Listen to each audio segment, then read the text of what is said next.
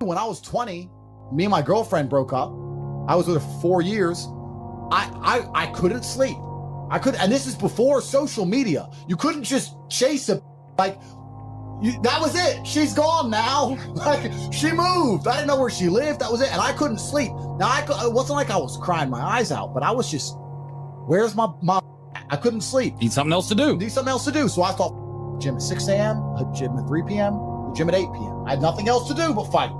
So I took all that trauma, all that heartbreak, and I molded it into becoming a world level combatant, right?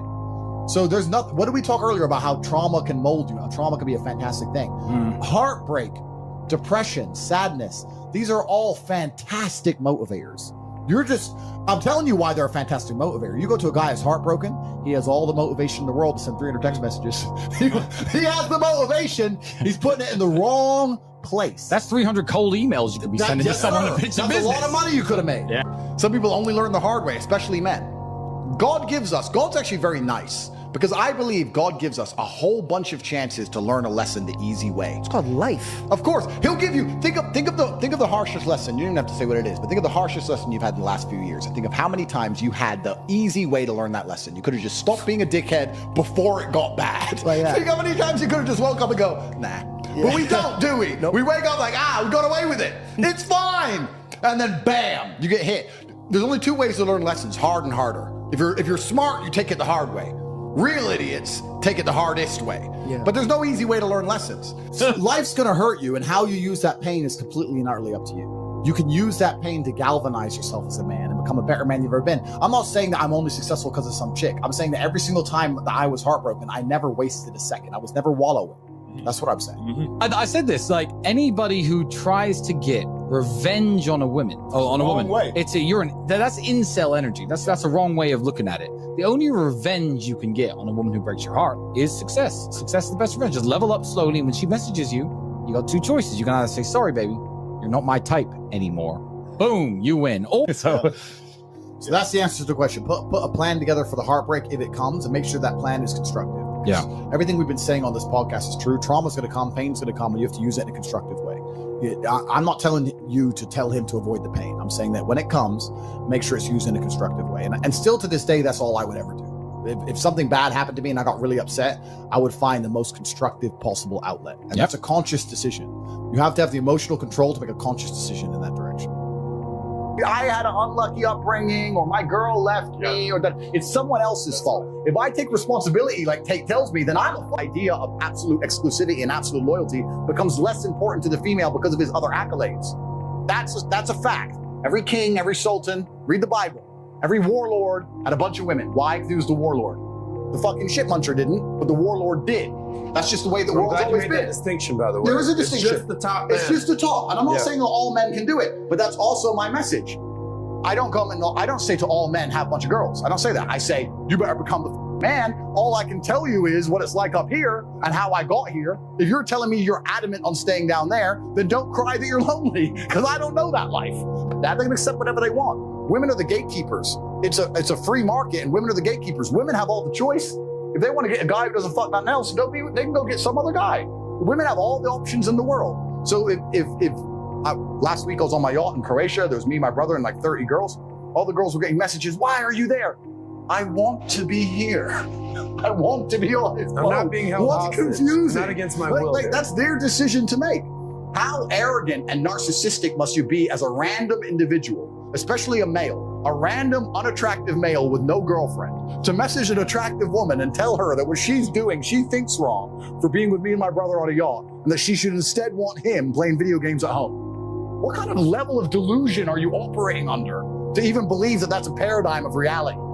I have choices. If a girl says to me, I don't like you, no problem. Thank God, one less WhatsApp conversation. Goodbye, have a nice life. Nice to meet you. It doesn't matter to me, right? So the men who are successful with women are not the dangers. It's the men who are unsuccessful with women who are the dangers. Women want things women think they want things, and then they get them and they leave the dude. Women don't have a clue what they want. I want a guy who's sweet and sensitive and takes care of my needs and thinks about me, but they're all out there. None of you are with them. Why? Because women don't want that. Women don't actually want that. Women want to be with a man they respect. Women are only going to enjoy the time with and end up feeling in love with a man they genuinely respect. And unfortunately, to be respected, some of the qualities are detrimental to the overall relationship's, let's say, happiness. I know loads of women who are with a dude they hate, but they respect him. Like, he makes me so mad, but he is the G. And they stay with him, as opposed to the woman who's like, well, he's so nice to me, but you know, and leaves. So women need to respect you as a man. How's a woman gonna respect you as a man if no other girl wants you? How's a woman gonna respect you as a man if you're putting her above all your boys? How's a woman gonna respect you as a man if you're not here in the streets making money? How's a woman gonna respect you as a man if you don't respect yourself or other men don't respect you? Respect is linked to fear. How is a woman gonna respect you as a man if people don't fear you? There's a problem with all these dudes out here. These nerds will make a little bit of money and wonder why their chick still leaves them, because you're just a rich nerd now. You're still a dork. You can still raise your voice and nobody give a shit. I'll still run up on you and take everything you got. Like, you have to be a man worth respecting. And that's extremely difficult to do. And if you're gonna do all those things, it's very, very hard to become a man worth respecting, sitting at home. For the longest period of human time, for a man to be respected, for him to even be admired by society on any level, to some degree, he had to be a warrior. That's what men did, we fought. Right. That's what men did, we fought. So if you're out here as a man and you have no battle in your life, no conquest in your life, no form of war in your life, then what you do? And it doesn't have to be physical. Physical is the best example of it. Every woman wants a boxer or a cage fighter. Of course you do. So every woman wants a boxer or a cage fighter, but this is the testament to the problem of the modern world, right? Right. Every single man watching this knows that women want fighters. Every single man watching this would love to be able to say he's a fighter, but 99% of the men watching this will not go fight because they are afraid. They're all cowards. They'll make up every male loyalty. Masculine loyalty is completely misunderstood. All these dudes out here who are at home with their wife thinking they're loyal, you're not loyal. Loyalty is having options and returning to the same place, not only having one option. They're very different things. If I walk into the store and they only sell apples and I buy an apple, I'm not loyal to apples. I don't have a choice. Loyalty is walking in the store where they sell all the fruit. I buy apples 6 days a week. Occasionally I get a big fat pineapple and I go back to apples the day after. That's loyalty. Without choice, there's no loyalty. So most of these dudes and most women who say, he's loyal, he's lame and he can't get nothing else. That's not loyal. Loyal is a dude who has all those options and still is in love with you. That's what loyalty is. So masculine loyalty is completely misconstrued and misunderstood anyway. The truth is about most of these dudes who talk about being loyal, they couldn't get something else if their life depended on it. Nobody wants it. But the fact that he is sexually exclusive to you means that for some reason, we don't know why yet, there's a human metric in which he does not excel in every form. So you can go out there and, like I said, Toyotas are really reliable, Ferraris are unreliable. You might go out there and get yourself a nice BMW. That's sure. That's fine. I'm not saying he doesn't exist. You can go get yourself a nice BMW. I don't like BMWs. Well, that's what you're aiming for. No. But when the Ferrari pulls up next door, when I meet your dude, I'm be like, yeah, he's all right, but how much? Less than 100 mil? Nah, come on. Well, he's a broke. I'll prove you wrong. I'll prove you wrong. And maybe he'll have money, but he'll lack somewhere else. So this is my point: is that the true masculine in the realm of true masculine excellence, one of the benefits of such is sexual exclusivity, because females, you have so many choices. Most men out here have no choice. And the very few men who are at the peak of the human experience of a man have all the choice. And to find a man who has all the choice, which is extremely rare amongst males, like less than 1%, and say, you're gonna be with me and me only, it's hard. It's hard. Why would he do that? Why would he do that? I don't think so at all, because you can look at some very, very wealthy men that are getting destroyed in divorce courts. The richest man in the world just got destroyed. And you can look at guys who are unable to provide security, but they give a girl lots of fun, like the gardener, who's banging the old rich wife. So I think women are just completely and utterly motivated by their emotions. And if you can spike an emotion in them one way or another, then you're gonna be able to affect her in a positive way. I think I've said this time and time again, even if a woman hates you, you're in a better position than if she's apathetic towards you. Women are generally apathetic towards men. They ignore men, they don't answer their messages, they don't care about anything. If you can get any emotion out of a girl, even if it's hate, you're gonna be all right. Men's attention no longer has value. In the 1950s and 60s, if a girl got the attention of a good-looking guy, it meant something. Because how many times can she get the attention of a good-looking guy? She walks down the street, whatever. In the world of Instagram and Facebook and social media, a girl's getting blown up. So what does your attention have? Your attention has no value. So the way you give it value is, one, becoming a higher value man, but another way you have to make sure your attention has value is you don't throw it away. This is what I see all the time. I get message after message from guy in the friend zone. I'm like, what? The friend zone is basically, I'm giving away all my attention without getting any sex in return. If society respects you, females will respect you by an extension. And there's lots of ways you can do that. Obviously, having money helps with that. Having a good job helps with that. Having a nice apartment, nice car obviously helps with that. Being in good shape helps with that. Being smart, being witty, all these things help. But this is the reality of life as a man, is that you have to build your value. People say to me all the time, oh yeah, Tate, you get girls. I said, I got girls because I became a kickboxing world champion. That's thousands of hours in the gym. I wasn't born with some magic. I'm not Ron Jeremy. I wasn't born with some tool. It's like, I had to do it myself. So you have to build it as a man. This is just the unfortunate reality. If you're not prepared to do any work at all, you're gonna suffer. And this is the reality of life as a man. And on top of that, one of the easiest ways to be a man worthy of respect is to refuse to take disrespect. I see so many guys who let women disrespect them all day long. Every women shit test men. And you have to be able to handle that and deal with it in a very, conservative way. Obviously, you can't flip out and be crazy. But I've been on dates with girls where they've just pushed it too far. I've been sitting there and they're like, oh, guys like you think this and blah, blah, blah, just insulting me basically after about 5 minutes. I was extremely polite. I said, look, I'm sorry. You're an independent woman, so you can pay for your food. I'm uninterested in speaking to you any longer. I'm leaving. And when I left, I've never had a girl chase me so hard. And guys take this crap from girls all the time. I see it all the time. Girls making fun of them, or girls on a date, or a girl talking to other guys while she has a boyfriend. I mean, I know the modern world says that's cool. To me, that's absolute disrespect. You're with me and you love me and you want to text this dude all day? And I'm supposed to sit here and let you? She's testing your caliber as a man. You either stand up and say, get out my house and I never want to see you again, or stop texting that guy. And if you don't stand up as a man, it's only a matter of time for disrespect. My view, and this is why I'm seen as an extremist, is that my view, the only happy relationship that can possibly exist is with a man leading and a man in charge. Any other relationship is always misery. If someone breaks, I'll ask you a question. If you're laying in bed with your girlfriend and someone breaks in the house, who has to go downstairs and risk their life to defend the other? We do. So if I ask you for a cup of coffee at dinner and you want to complain, to me, I'm like, so I have to risk my life if someone breaks in here. Someone tries to rape you on the street, I'm the one who's going to die protecting your honor, but you have a problem making a cup of coffee? So if you allow her to blatantly disrespect you and you tolerate that, then you're setting a precedent, which means, well, why would I respect this guy in the first place?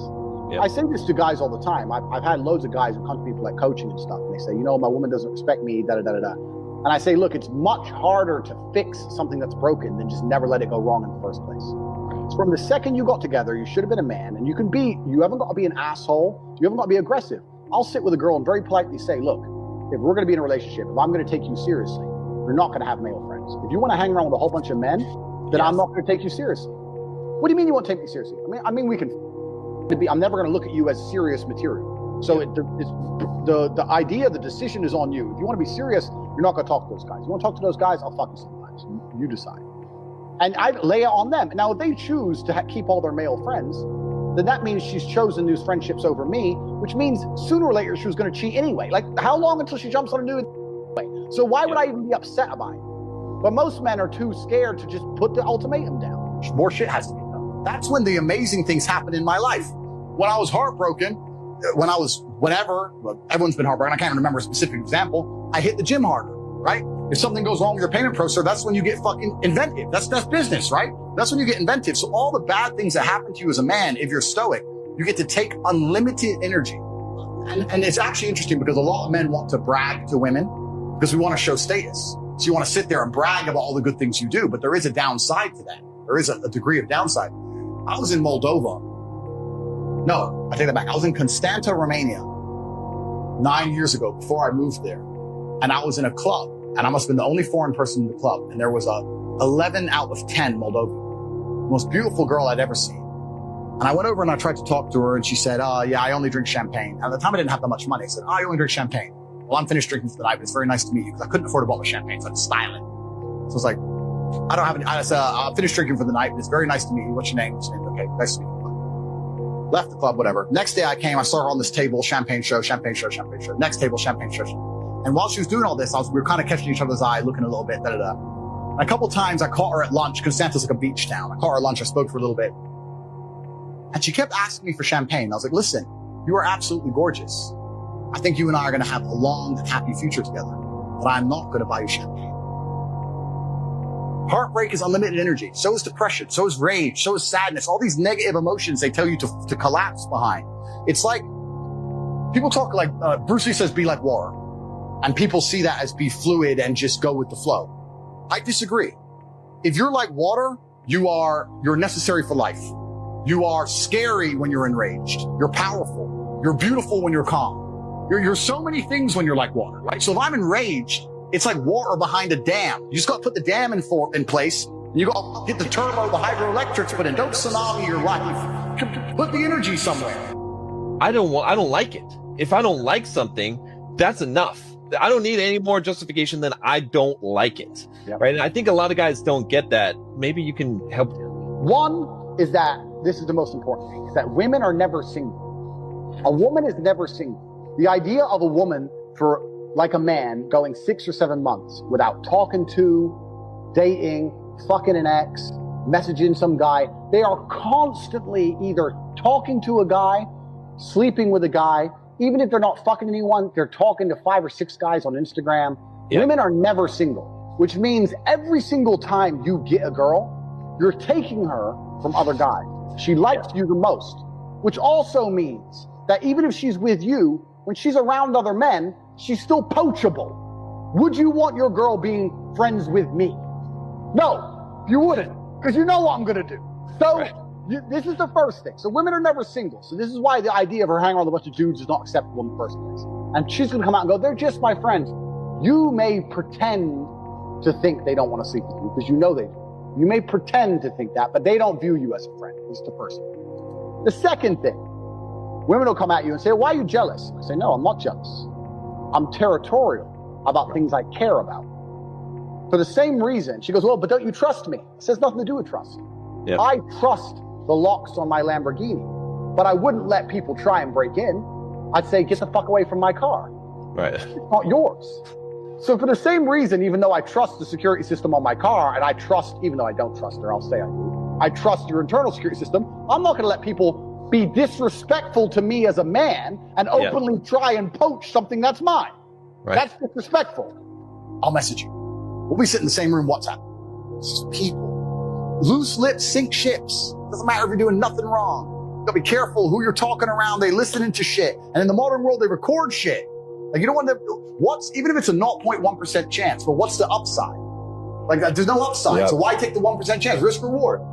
I'm very, very careful. And especially with women, not because they're necessarily malicious, because women in general don't have to worry about the certain things I'm talking about in terms of professionalism. There's a whole bunch of beautiful, smart, great women out there who just go through life and they're just Instagramming everywhere they go and they forgot their keys and do. And if she's too close to your circle, she's just an in. It's an in to get you. And you gotta be careful. And it's amazing whether it's the 1970s Soviet spies or the 2022 mafia, when they want to get a dude, it's a chick.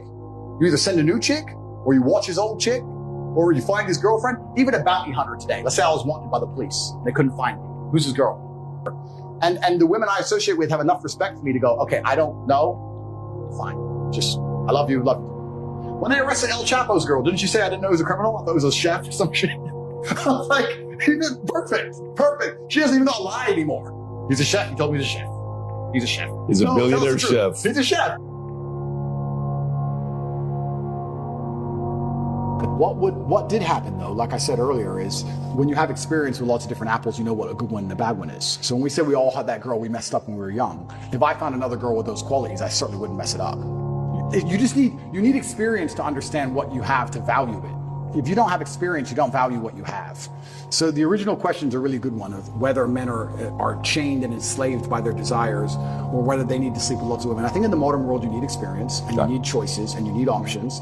But if you live by the sword, you die by the sword. If you're going to be the guy who's also out there in the club and sleeping with lots of girls, talking to lots of girls, there's going to be times you lose a girl that you don't want to lose. You can't be a coward about it. You live by the sword, you die by the sword. There's up and down. There's rain and sunshine. You have to be that man who's going to go through it all. And then when you've been through enough of it, like I have, like I said, if I find a beautiful girl now who's a 10 and deletes and doesn't want Instagram, that's worth more to me than 1,000 stupid girls. Respect. Yeah. Well, emotions are feedback. The idea that men don't feel emotions is incorrect. We feel emotions. I would actually argue we feel emotions with certain emotions stronger than women. I would argue that we feel heartbreak stronger than women. I would argue we feel anger like a woman could never understand. I would argue we are extremely emotional. Rage, pure rage. Well, it's feedback. So when you get the feedback, it's all about how you internalize it and how you process it, right? It's having stoicism's not feeling emotions. It's feeling the emotion and going, okay, why is this happening? How much does this really matter? What's the most intelligent move on the chessboard? All of this is my fault. But the Bugatti on my drive is my fault. And the yacht is my fault. The private jet's my fault. So it's all my fault. So I take the good with the bad. I take all responsibility for absolutely everything, including if a woman leaves me, if a woman stays, if I end up heartbroken, if I end up filled with rage, I take responsibility for that. If something happens to me that makes me enraged, I will take responsibility. Why has this happened to me? Why do I feel this way? How did I end up in this position? Is this healthy in this scenario? And sometimes it is. If you lose, no matter how well you play, if you lose, at some point you made a mistake. Even if it's the most minor mistake, you made a mistake. So you learn to understand that no matter what happens to you, if you lose a scenario, you made a mistake. I've had scenarios in my life where I was prepared to die to protect somebody else, and I was enraged, and it was healthy. I've also had times where I'm in a room by myself, enraged, sitting there going, this is no good for anybody.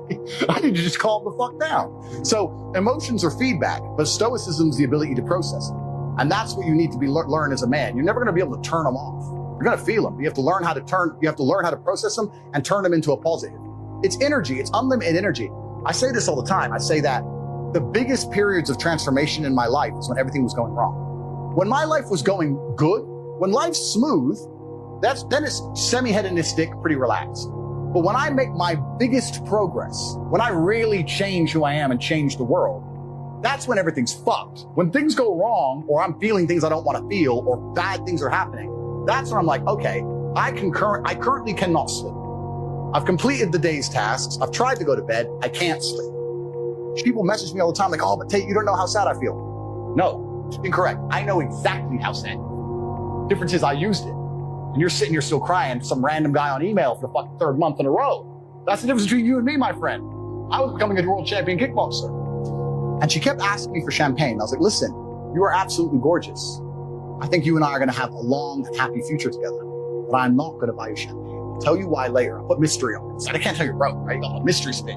So I'm going to tell you why I don't buy champagne later. It's a long and interesting story. Once I can trust you, I'm going to tell you why I won't buy you champagne. You can trust me now. I will tell you. Not yet. Style it off. Anyway, as we got to know each other across the summer, eventually when we became friends, she came clean.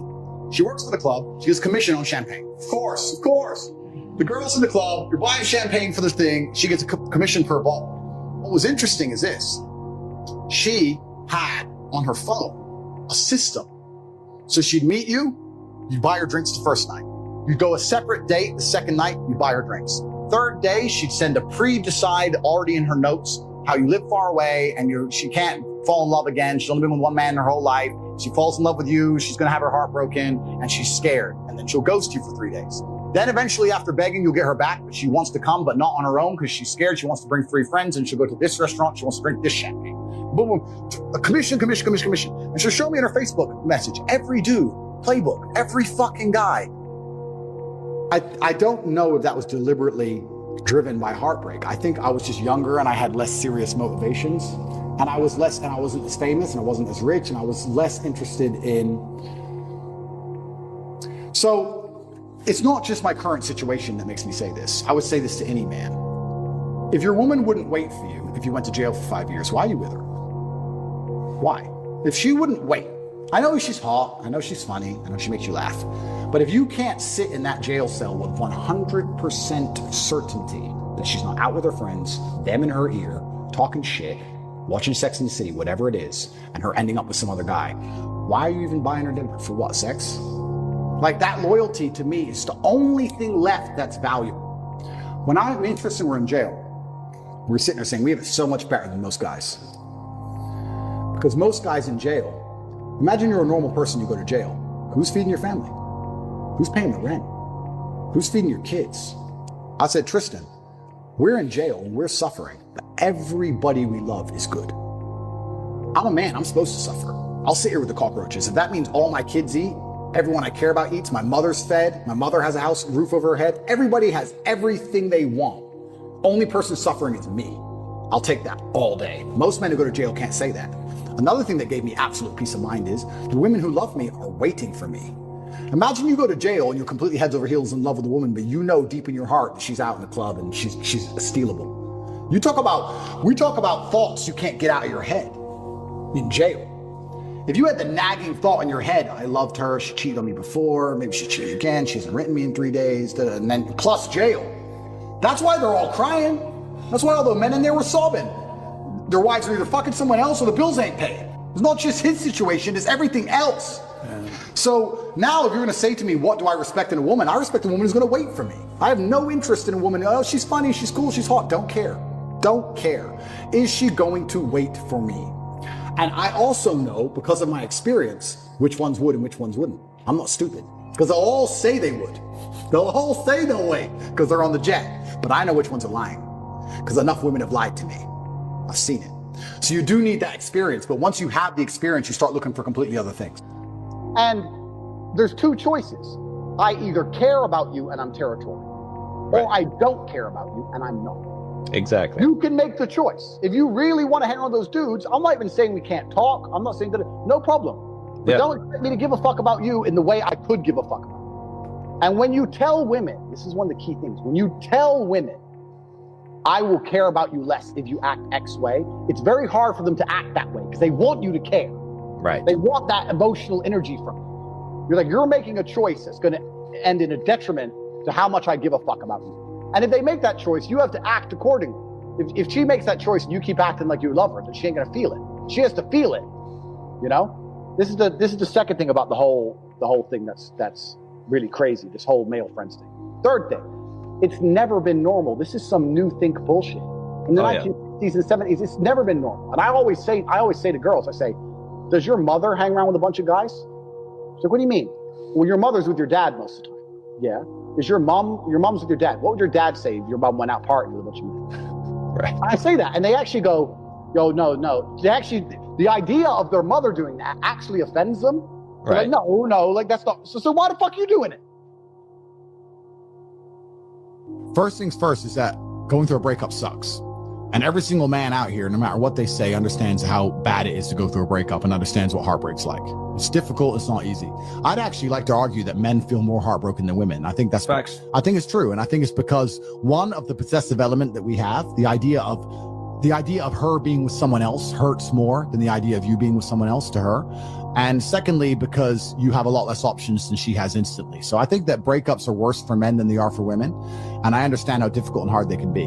However, unfortunately, the unfortunate reality is that chasing her and being dedicated to her and saying you're going to do whatever she wants, etc., is very unlikely to work. It's very unlikely to work, and you have to look at the scenario you're in, look at the chessboard, and make the best possible move. When you're heartbroken, when you're truly heartbroken, you can't even sleep, and your mind is constantly preoccupied. And instead of seeing that as a negative, what you need to do is use that as a source of unlimited power.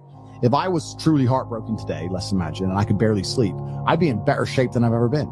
I'd train like a fucking animal. You have to just take the energy inside of you. Energy cannot be destroyed. It can only be converted, whether it's heat into light or momentum into friction or however you want to put it, right? Energy cannot be destroyed. It can only be converted from one form to another. And you have to look at that and understand that the sadness inside of you is energy. You can't destroy it, but you can convert it into something else which is constructive. And you just have to suck it up, buttercup, and get over it. Damn. And there's no other way to do it. And obviously having an abundance of women makes that easier. But I wouldn't even put it that way. I'd say if you were with a woman and you lost her and you're now lonely and she's going to be moving on and you're absolutely not heartbroken and you're destroyed inside, I understand how difficult that is. But now you have genuine sadness inside of you, which is unlimited motivation for you to become a fucking beast, to become an animal. And by the time you're finished becoming an animal, you won't care anymore. So if you really want to cure yourself, you can just say, I'm going to get a 6-pack and I'm going to get bigger arms. And by the time my arms are this size and I have a 6-pack, then I'm going to think about that bitch. And you'll realize you don't give a shit about her anymore. That's just the way the world works. You are failing yourself and God. That's why she left you, Aiden. That's why she left you. That's why. Because I failed God. I'm correct. God.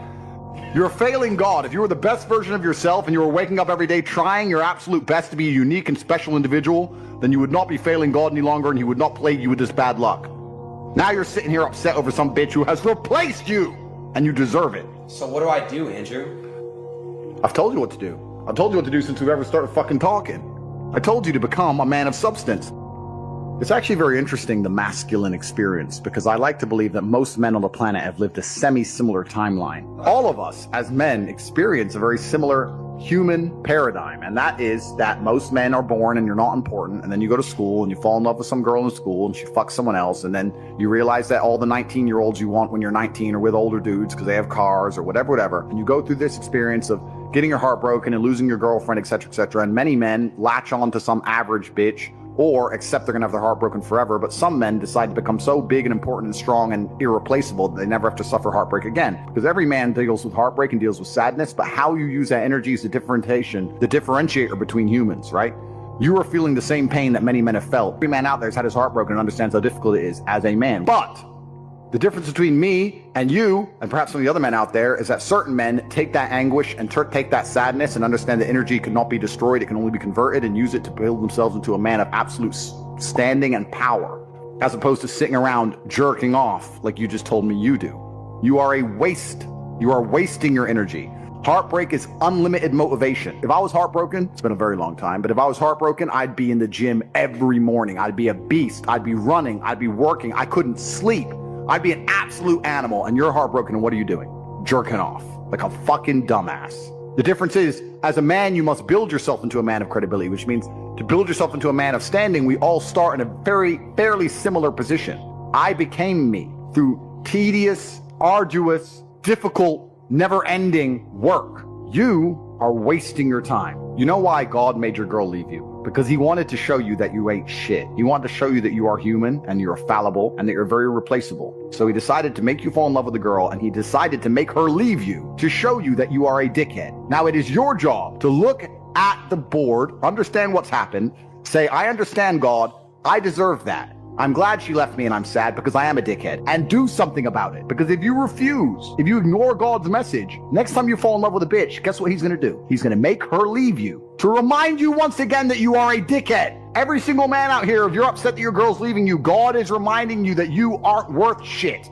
You need to get up and work so hard that even in the eyes of God, he is proud of you. God loves his creations, which show him their true potential and beauty. By getting up and trying your absolute best and becoming a man of moral standing, he will reward you and bless you. If you continue to be a dickhead, God will remind you you're a dickhead. So God just broke your heart on purpose to show you that the way you're living your life and the man you are simply are not good enough. What have you changed since? Nothing. Fucking nothing. You think God's going to forgive you for no reason? You think God's going to go, it's fine. He hasn't learned his lesson. He hasn't changed. He isn't even trying very hard. He's not up early in the gym. He ain't doing nothing. It's fine. Let's just let him fall in love and let's make sure the girl doesn't fuck someone else on OnlyFans this time. No, sir! This is going to repeat endlessly. It's a cycle that will not fucking change until you take the message from God and become the man you're supposed to be. You must stop being a dickhead. You deserve what's happened to you. You deserve how you feel. All of it. When I was 20, me and my girlfriend broke up. I was with her for 4 years. I couldn't sleep. And this is before social media. You couldn't just chase a bitch. That was it. She's gone now.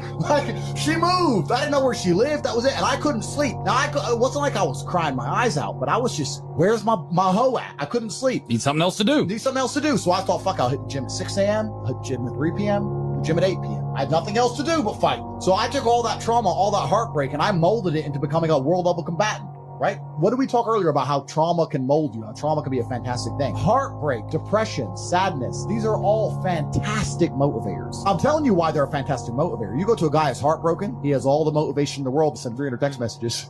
He has the motivation, he's putting it in the wrong place. That's 300 cold emails you could be sending to someone to pitch a business. That's a lot of money you could have made. Yeah, I'll tell you right now, some of the greatest accomplishments in my life have come after a heartbreak. Absolutely. Yeah. It's that fuck, I call it fuck you energy. Take that and you're like, because some guys will get butthurt about that and they'll sit there and they'll wallow in self-pity. I've always thought the correct application of that energy is, okay, prove that she made a shitty mistake. Mm-hmm. Go out and become a fucking millionaire. Go out and become a kickboxer. Go out and become a porn star, whatever. And then she's going to look around when she's 50 pounds heavier in a year's time. You're like, motherfucker, I left him. I let him go. Yeah. You can, and internally, be happy. My ego could be like, yeah, I got you. Life's going to hurt you, and how you use that pain is completely and utterly up to you. You can use that pain to galvanize yourself as a man and become a better man you've ever been. I'm not saying that I'm only successful because of some chick. I'm saying that every single time that I was heartbroken, I never wasted a second. I was never wallowed. Especially as a young man. We talked about this on the show. You're going to get your heart broken as a young man. I've had it happen to me. Yeah. We've all had it happen to us. And it's not even about anger towards the girl. Me and Tristan talked about this on the podcast that we did together, Gentleman Game. It's 7 years later, because as a man, you're going to get your value later. Yes. Right. So if you use that energy to put all that work in, these girls, they come back around, and I love to see them come back. Not because I'm in love again, just because it's like, I told you so. Yeah. No, I said this, like anybody who tries to get revenge on a woman, that's incel energy. That's a wrong way of looking at it. The only revenge you can get on a woman who breaks your heart is success. Success is the best revenge. Just level up slowly. And when she messages you, you got two choices. You can either say, sorry, baby, you're not my type anymore.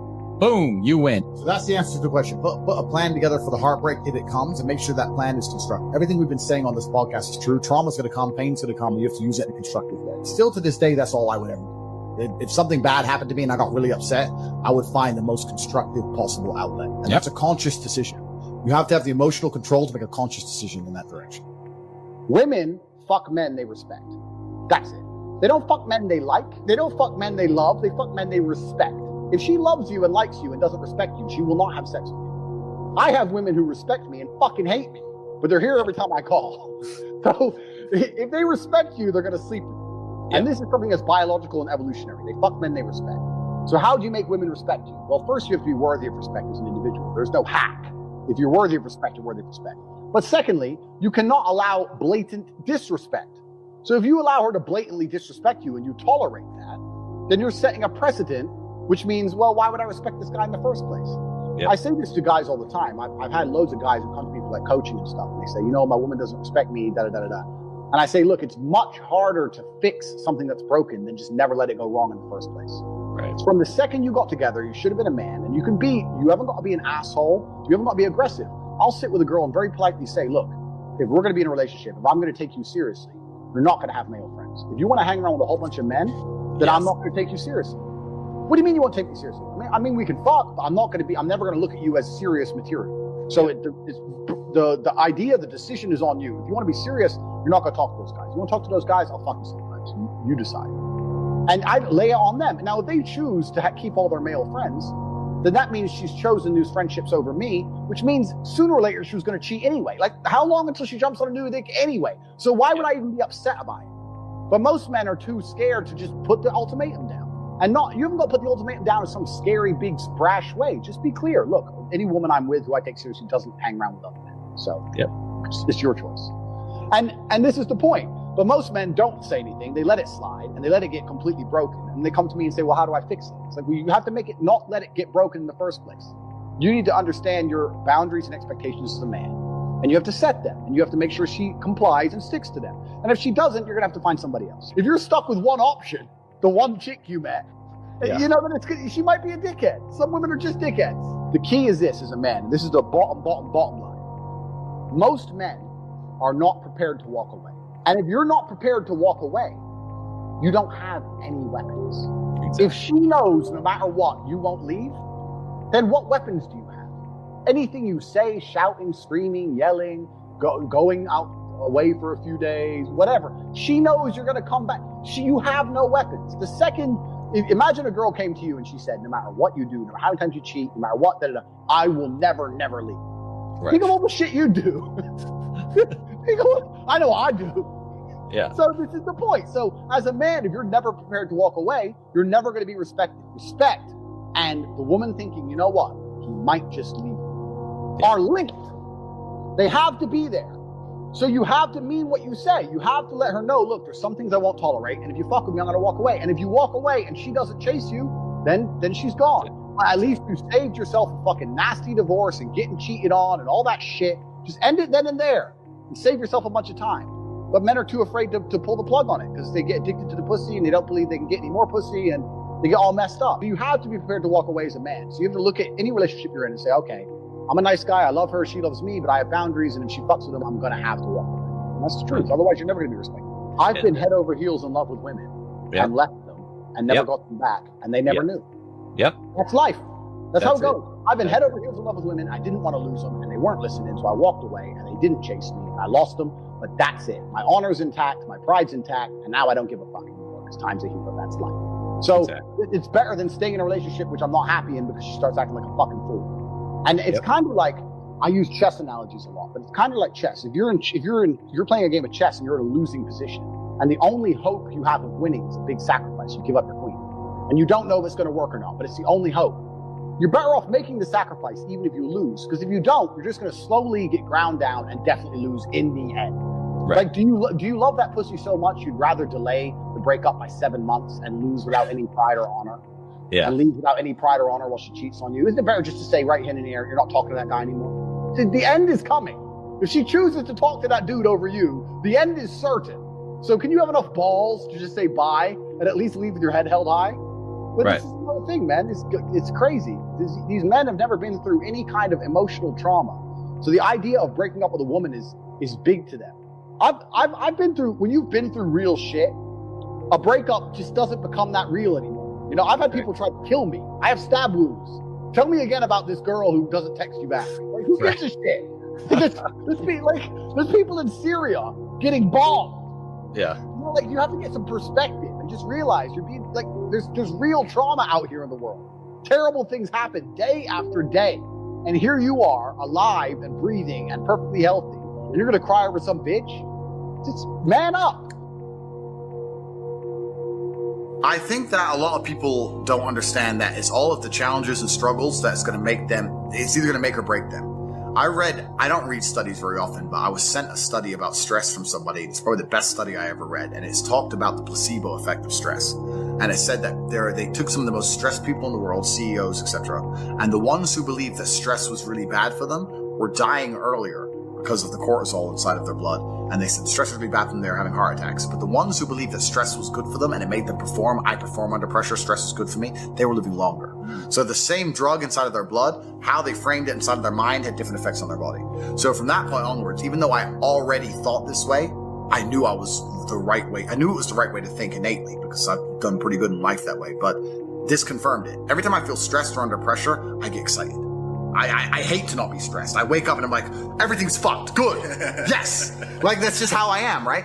But it's how you adopt, it's how you look at the problems and how you use them to fuel you. So the question was, what's the problem for the average man today? What's the biggest problem? I think there's a whole host of problems. But what you have to do is frame it inside of your mind and understand that all of those problems are going to allow you, give you the fuel, the unlimited motivation that you need to become a successful and beautiful individual if you frame it in the right way. If you take a man and give him a life shielded from problems and he never has any to face, I guarantee you he's terrible at being a man. The best men in the world have gone through shit. That's why women love scars, because it didn't kill you. That's the whole point of it, right? So the best thing you can do as a man is look and go, okay, this is hard, this is hard, this is hard, this is hard. I feel negative because these are all so difficult. I'm struggling with X, Y, Z. Let me internalize all of that and turn it into a superpower. Let me become genuinely uncomfortable with my situation in life and go and fix things. Because, like I said, the universe is absolutely and utterly very giving. And if you truly hated being in the position you were in, you wouldn't be there very long. So I think that the number one problem with the world today and the biggest problem that men face isn't the problems themselves. It's just the way that they've been taught to mentally frame issues. People think when bad things happen to them that somehow they're a victim to the universe and bad things only happen to me and this is so terrible. They don't understand that bad things happen to everybody, and the most successful person you know had all those, probably maybe even worse, at least the same bad things happened to them. They just framed it differently and used it. That's the difference. So I don't pray for an easy life.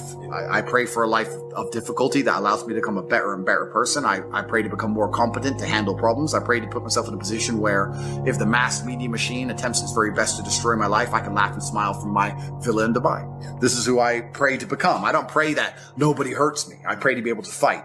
So it's just a different mentality. Where did that mentality come from? I know your background story. I've listened to tons of your interviews. I know the big impact, especially your father, had on your life.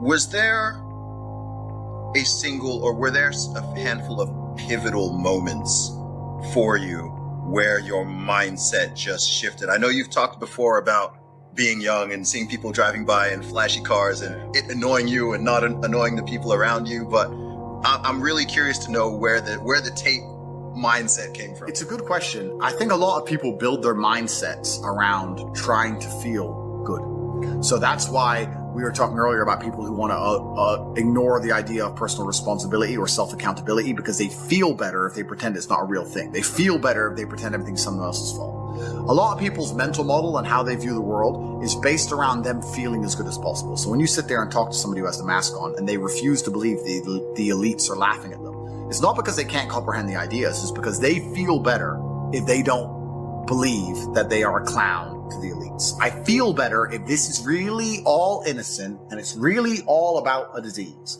So people are basing their mindsets around trying to feel good. I have always tried to base my mindset around absolute competence regardless of how I feel. And there are certainly disadvantages to that. There are times you're going to be a lot more pessimistic, or you're going to be a lot more stressed, or a lot more, pissed off about certain things than others. Yeah, that can be seen as a downside. But like I said, I use all of those things for unlimited motivation to propel my endless upward trajectory. But if you construct a mindset that allows you to be as competent as possible, as opposed to feel any different or feel better, then you're going to naturally come to the conclusions I've come to. You're as competent as possible if you believe you can affect absolutely everything about your life. You're as competent as possible if you believe absolutely everything that's happened to you, whether good or bad, is completely your fault. You're as competent as possible if you believe the bad things that happen to you are going to allow you to work harder and become even better. When bad things happen to me, the first thing out of my mouth is good. Good. Andrew, they took $10 million out of the bank because they canceled you. Good. Good. That's just my response. Good. Andrew, this happened. Good. Good. Now I'm really pissed. Good. This mindset I've constructed allows me to be as fearsome a competitor as possible. It allows me to be a feared opponent in any realm of human endeavor, and that's the point of a mindset. Why would you have a mental model or a mentality that made you anything less? In the ultra competitive world that we've just discussing that everybody wants the things you have, why would you absorb information or construct a mental model that doesn't allow you to be as competitive as possible? I am a feared competitor in anything I do. Anyone who's up against me at anything is going to feel a degree of nervousness just because it's me. It doesn't matter what it is. If you say, look, you're going to go learn how to play piano and you're going to play against someone else who's never played piano and you're going to learn, and that guy's Andrew Tate, you're going to be like, oh, for fuck's sake. I can't even play piano. But part of them is going to be like, oh, not Tate. Even though I have no piano experience, because they just know me. They know my mindset. They know my determination. They know I'm stubborn. They know I don't quit. They know I'm going to win. That's just who I am. So I've constructed a mental model that allows me to be competent and to always succeed. And that's how I've come to the conclusions I've come to. And I truly, once again, don't understand how people go through the world with any other mental model. I get asked all the time, but what do you feel? Or what about happiness or depression? That doesn't even, how I feel doesn't cross my mind. I don't know how else to explain it. There are days where I'm pissed off or sad or happy. It doesn't cross my mind. It's just like, I woke up, whatever mood I happen to be in, I have things I need to do. It's a busy day. Zuby's here soon. I need to go training before he gets here. I had a meeting with the bank at 7:15 a.m. I have shit to do. I didn't cross my mind about I was happy, sad, excited. I just had to work. So I think my mental model, to a degree, I'm certainly not a person who doesn't feel emotions, because we're all human. I certainly do. But I've never prioritized them in any regard. I haven't built a mental model that I haven't put them in the middle of my mental model and then affected my actions based on how I feel for each one. It's absolutely and completely the opposite. I would love to do a podcast on a day where I'm particularly sad and a podcast on a day when I'm particularly happy. And I guarantee you wouldn't be able to tell the fucking difference. So that's what allows me to be competitive, right? Because if you're competitive, if you want to be the most competitive predator on the planet, you have to be able to hunt in the day and the night. You have to be able to do both. You have to be able to perform when you're happy and sad. You can't only be able to perform when you're happy. You can't only go to the gym when you're motivated. You can't only be a competent person when your life's going well, because when your life's not going well, you're no longer competent. Then you're going to lose to people like me. And it's player versus player. If you're the kind of person who can only do well when you're happy and you're competing against someone like me who can do well all the fucking time, guess what? You lose. So my mental model, the answer is most of my opinions are just based around constructing a mental model that allows me to be brutally competitive. It's why I say depression isn't real. I've argued this point endlessly, and I try and explain to people, but they're not smart enough to understand that I don't care if I'm wrong. I don't care. I am more competitive as an individual if I don't believe I can become depressed. So I don't give a fuck if I'm right or wrong, because no matter what bad happens to me in my life, even if, heaven forbid, the worst things on earth that could happen to me, I could never become clinically depressed, because I would never self-diagnose myself as clinically depressed, because I don't believe in it. I believe that I am currently sad, but I have work to do, and eventually I will feel better. I will never get to a point of absolute desperation and kill myself, because I'm never going to get to a point of hopelessness, because I don't believe in the idea of hopelessness. You cannot try and make me adopt thinking that will reduce my competitiveness as an individual. So I don't give a fuck if I'm wrong. I don't believe in it. That's it. End of story. So I don't believe in things that take power away from me. I don't believe in things that make me less competitive, and I don't adopt mental models that make me less competitive. Every single mental model I have are the most efficient ones I could find. To the mental model I found that if I adopt, I become a more fearsome predator. That's it. So this is how I've come to all of my conclusions as an individual. I don't know how I'd function in society. I think that life is very, very hard for a man. It was certainly very, very hard for me. I can't imagine having no mental resilience. I can't imagine being that fragile. I can't imagine being that offendable. I can't imagine believing there are systems which are going to oppress me and prevent me from ever becoming everything I want to be. I can't imagine being that way. If I were to try and absorb all those mentalities and then live a normal life, I don't think I could do it. There's a reason why these people end up on ADHD, anxiety, depression, and I get it, because it's just suicide. It's literally mental suicide. He goes, Tate, can you please explain exactly how to get over a breakup? I just went through a major breakup, and you have never explicitly spoken about the topic. Sure, I'll talk about it. First things first is that going through a breakup sucks. And every single man out here, no matter what they say, understands how bad it is to go through a breakup and understands what heartbreak's like.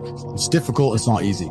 I'd actually like to argue that men feel more heartbroken than women. I think that's facts. I think it's true. And I think it's because one of the possessive element that we have, the idea of her being with someone else hurts more than the idea of you being with someone else to her. And secondly, because you have a lot less options than she has instantly. So I think that breakups are worse for men than they are for women. And I understand how difficult and hard they can be. However, the unfortunate reality is that chasing her and being dedicated to her and saying you're going to do whatever she wants, etc., is very unlikely to work. It's very unlikely to work, and you have to look at the scenario you're in, look at the chessboard, and make the best possible move. When you're heartbroken, when you're truly heartbroken, you can't even sleep. And your mind is constantly preoccupied. And instead of seeing that as a negative, what you need to do is use that as a source of unlimited power. If I was truly heartbroken today, let's imagine, and I could barely sleep, I'd be in better shape than I've ever been. I'd train like a fucking animal. You have to just take the energy inside of you. Energy cannot be destroyed. It can only be converted, whether it's heat into light or the momentum into friction or however you want to put it, right? Energy cannot be destroyed. It can only be converted from one form to another.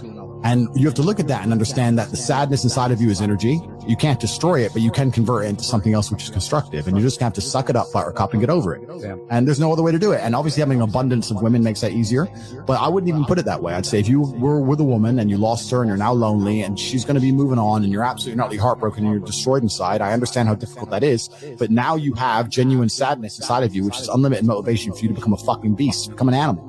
And by the time you're finished becoming an animal, you won't care anymore. So if you really want to cure yourself, you just say, I'm going to get a six-pack and I'm going to get bigger arms. And by the time my arms are this size and I have a six-pack, then I'm going to think about that bitch. And you'll realize you don't give a shit about her anymore. That's just the way the world works. What do you have to say with respect to guys who think that they should just exit the game and be done with this whole thing and be like, they want to go their own way and for whatever that means to those guys? Well, it's a defeatist attitude, which is firstly, it's the most feminine beta thing you can have in anything. It doesn't have to be about women. Having a defeatist attitude towards life is already probably why you ended up where you've ended up. Because if you were too much of a man to quit, you probably wouldn't be there to begin with.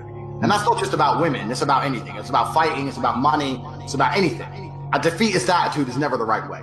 Secondly, you can always win the game. You can win the game because, yeah, hypergamy may be true and girls value certain things, but like I just said, I have guys who are bigger, stronger, richer than me messaging my girl. She doesn't leave because I am her man. And that's down to conditioning. And you can condition females to be that way. And yeah, you need to have multiple females. And yeah, you need to find a good one. And yeah, you need to have options. But you can definitely win this game.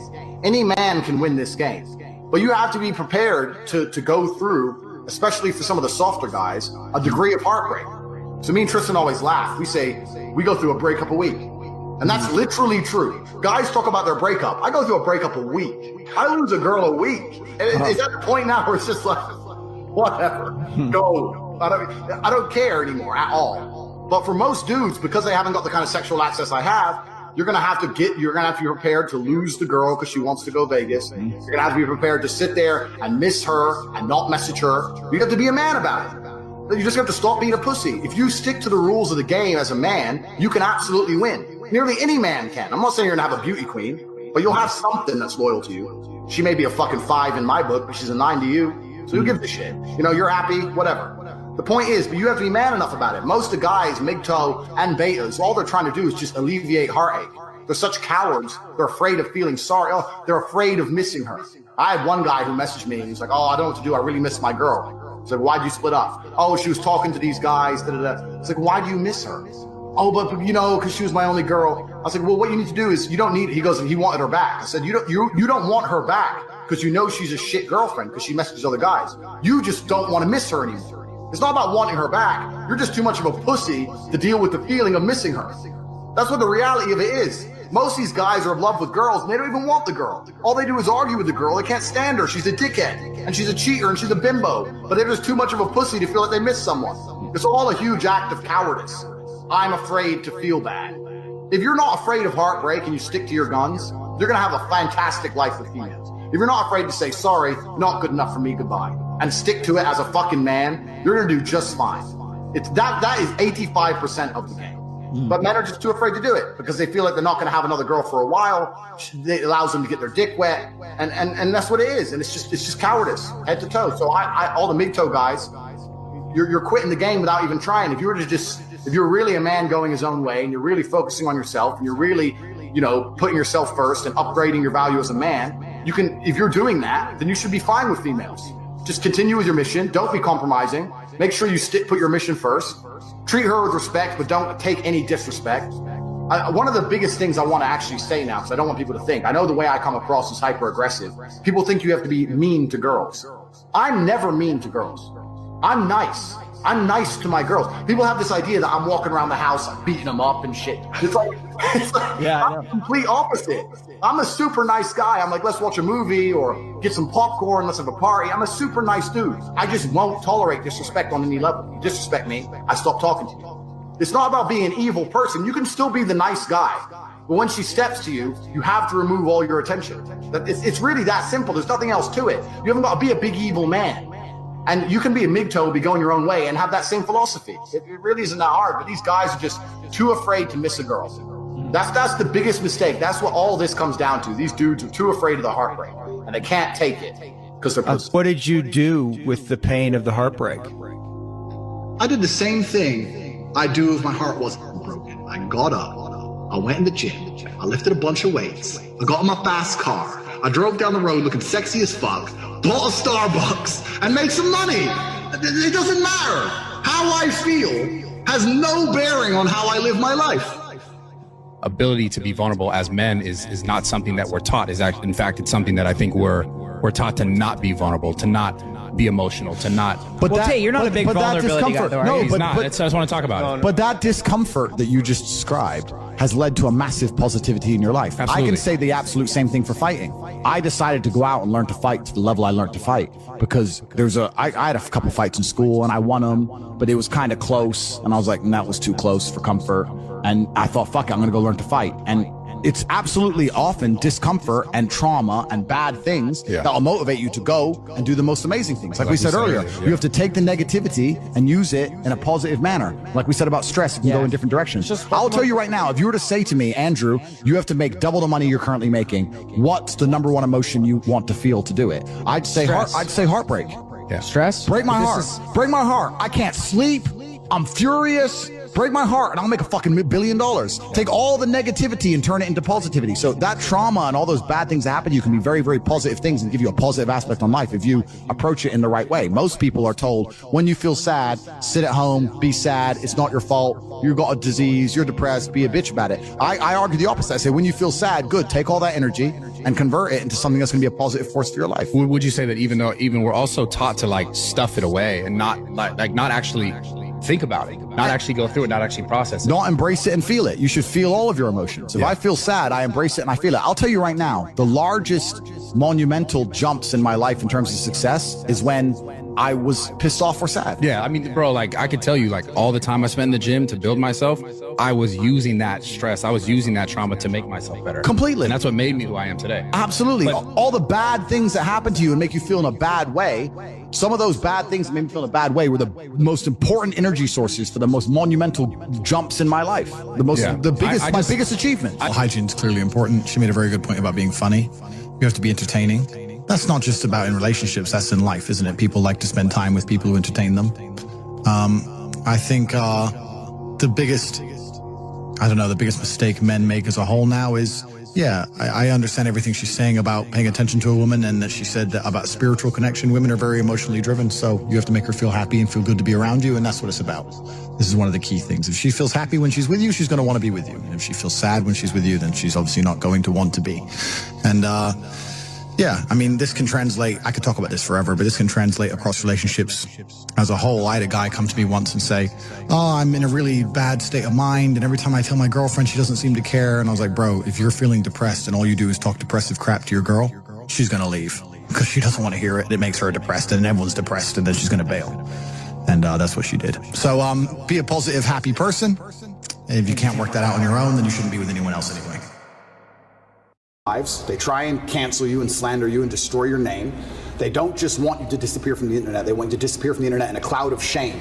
They have to shame you, which is why they chose the crimes they did for me, and it's why they usually choose the crimes they choose, because it's heinous. They want to shame you, and they want you to disappear with your head facing the ground and never pop up again. Obviously, they attempted to cancel me, and I became more famous than ever before. I even said to you on your podcast, and I said on other podcasts, I said, I think they made a mistake. I think when you have power and you overuse it, what happens is a rebellion. That's how a revolution starts. When you have power, you have to be very, very careful with how you use that power. The second you overuse it, there's a revolution, and we're in Romania, so they know all about that. That's exactly what happens. And I said at the time, I think I was a mistake. I think they made a big mistake canceling me the way they did. And then the second time, the second life, which I described as they try and put you in jail for no reason. Here we are in the current scenario. I knew it was going to happen. And the third one is they put a bullet in your head. So we're going to have to see how the second life plays out. And I mean, when this is all over and I win the court case and I get the not guilty, I won't be smiling. I'll be walking out the courtroom with my head on a swivel. That's the kind of life I'm living now. I'm going to be thinking, oh, okay, so their second attempt failed. Now what? Like, do I want to fly private anymore? Do I want to go that place anymore? You start to think about these things. Like, do I want to do these things? A lot of billionaires dying in plane crashes. It's strange. So it's scary, regardless of how it plays out. And I guess you just have to go with the punches and see where it lands. And God has a plan for me and for all of us, and we're just going to see how it ends up. I want to make it very clear, and I make it clear on absolutely every single podcast, I would never kill myself. I don't care what they say. I don't care what video they show you. Never under any circumstance would I kill myself. It's haram. Never. I don't care if they put me back in the dungeon, solitary confinement by myself for the rest of my human years. I would never kill myself, ever, ever. So if that ever happens, God forbid, do not believe whatever garbage they tell you. The chance of me killing myself is precisely zero. They have to damage my influence. They have to damage my influence. They can't sit there and let me be influential because I'm saying things that they don't like me saying. And there are people sitting around going, he's saying things counter to our message and counter to our narrative. Get rid of it. And they have a pretty standardized playbook. And this is probably one of the first times in history where their playbook just isn't working. Cancel him. He's still around. Oh, well, lie about him in the news. Just say he touches chicks. Well, no one believes it. Oh, all the comments are on his side. Everyone's calling us liars. Okay, then do it again. Then do it again. Make up a new girl. Then do it again. Find someone else. Yeah. And they keep attacking me with the same weapons, but the bullets are bouncing off. And that doesn't give me a sense of calm. That doesn't make me think, ha ha ha, I'm invincible. It makes me think, uh-oh. It makes me think, uh-oh, because human life is cheap at the top. It's very cheap. It's interesting because sometimes I analyze myself and think, why don't I just do that? Why don't I just disappear? You know, I don't need money. I don't need fame. Why don't I just disappear? And then you have to, I was saying this to my brother, and he was like, well, Genghis Khan didn't need Vienna. Some people are just wired that way. Like, Vienna's a long way from Kathmandu. Sometimes that's just the way it is, or Ulaanbaatar, I apologize, the capital of Mongolia. That's just the way some people are. If I see injustice And if I see things which I believe to be false, I feel like I am obligated to say the truth. I can't explain why, even if at my own detriment. What am I doing this for? Like, it's to the detriment of my life. And I've had these conversations at length with the people close to me, and we're all saying the same thing. It's always been the same way. Humanity's always been the same way. There's been a select, small, few good men up against evil, and evil always outnumbers you. Evil always has more money than you. They always have more power and more influence than you. If you play any video game, when you get to the end boss, he always has more life than you. He always has more hit points, but you're the good guy. And it's kind of like, it's never been any different. At any point in human history, there's been the good guys up against the forces of evil, whatever they were at the time, and you've always been outnumbered, and you've always been supposed to lose. Well, instead of saying who, I will say, what I will start by saying is what they do. And what they do is they control information. And we now live in an information society, and by controlling information, they control how people think and act and react to things. That's all they have to do. They have to control information, and they have to be very selective with what they allow you to talk about and what they allow you to discuss and what they don't. Now, once they can do that, they can keep you bickering about garbage, and they can control the sensitive information, and then they run the world. So having all the information controlled and having this hard barrier on what can be discussed, that's how they can purport absolute fallacies. I think now it's been a couple years, we can probably talk about it. They psyoped the world into believing they should be afraid of the common cold. They psyoped the world into this. And if you think about how difficult that would be to do, how difficult would it be to psyop the entire population of Earth? Well, what you do is you just lie on repeat, and you don't allow anyone to say anything counter to it without hurting them the same way I've been hurt. And you just psyop them. It's actually amazing because now I use that exact same psyop on people. I love it. I love it. So when I sit with someone who's not matrix-minded, when I sit with someone who is matrix-minded, like when the BBC walked in here, I'm like, do you all have your vaccinations? Social distancing. Did you actually? 100%. Social distancing, please. And they look at me like I'm crazy. Well, how am I crazy? 2 years ago, you were telling me to do this. Now when I repeat your own worldview to you, I'm crazy. Well, if I'm crazy, guess what? You're a fucking liar, because you lied the whole time. So either you're a liar or I'm not. You know, how can I be nuts? Put your fucking mask on. If I ever talk to any of these clowns again, they're going to be fully masked up. And I refuse. I don't care if you've had 2 booster jabs. No, I want all 6. All 6 injections. I want paperwork. Or get fucked. You're not coming in the house. Get fucked. I'm scared of COVID. It's dangerous. I believe the mainstream media. I'm scared. This word you keep using, PSYOP, I've never heard this word. It's short for psychological operations? Correct. Break that down. What exactly is a PSYOP? Yeah, a PSYOP is the Matrix as a whole. It's like psychological operations are constant. They constantly decide how they want you to think and what they can do to make you believe that, right? There's a whole bunch of them they do. But it starts with tolerance. That's what I don't like about this whole guise of tolerance. It's not that I'm an intolerant person. It's not that I'm a bad person. It's not that I want to hurt other people. But when they keep pushing tolerance, what they're trying to say is have no standards or barriers or parameters for anything. That's what they want. You have to be tolerant. Tolerant of what? Tolerant of having your shop set on fire, tolerant of your kids being taught things you don't want, tolerant of crime, tolerant of your house being broken into. But tolerant of what? You're not allowed any hard barrier or any hard parameters as a man anymore. That's why they push tolerance. That's the beginning of it. That's the first stage. Once you accept absolute tolerance, well then it's the end, isn't it? I'm tolerant of everything. I'll eat the bugs. Sure. You'll tolerate everything. I'll tolerate everything. I'm tolerant. Sure. So when I say things like I'm intolerant to certain things and people think that's bad, no, you need to have standards and parameters. And that's one of the reasons they also attack me. I say that men should be allowed to have standards and parameters in a relationship and in their lives. We should be allowed to decide who we want to marry, and we should have standards for her. They have standards for us. We should allow ourselves to have standards for her. We should have standards in what we'll accept from a government and standards in what we'll accept from a police force. We should have standards as men. But they're trying to erode all of that, because once that's gone, then your brain is completely empty. And then once your brain's empty, they can just plug in the slave program, and then it's over, right? You're a tolerant person. You're a tolerant person. Good. You're a good slave. Slaves are exceptionally tolerant.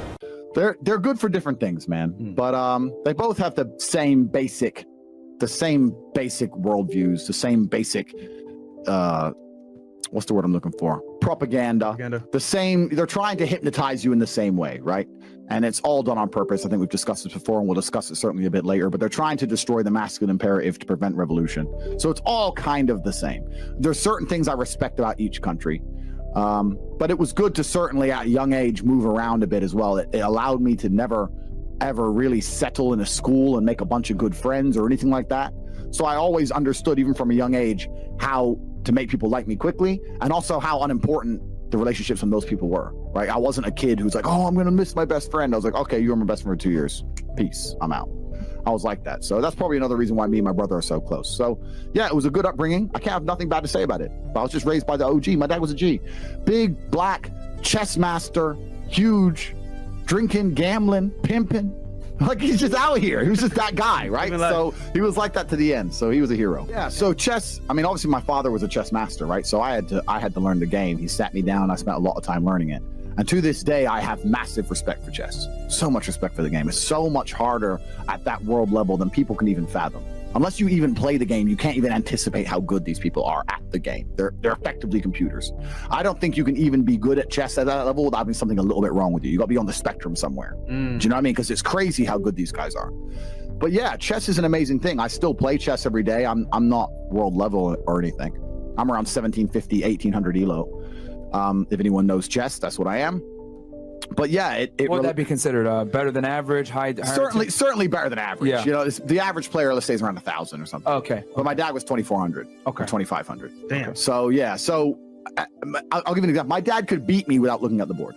So my dad would be in the kitchen, fucking around the kitchen, cooking dinner. I'd be in front of a chessboard in the living room, and I'd say E4. He'd say C6. Knight F3. Knight C3. God and damn. boom, and he'd smoke me without looking at the board.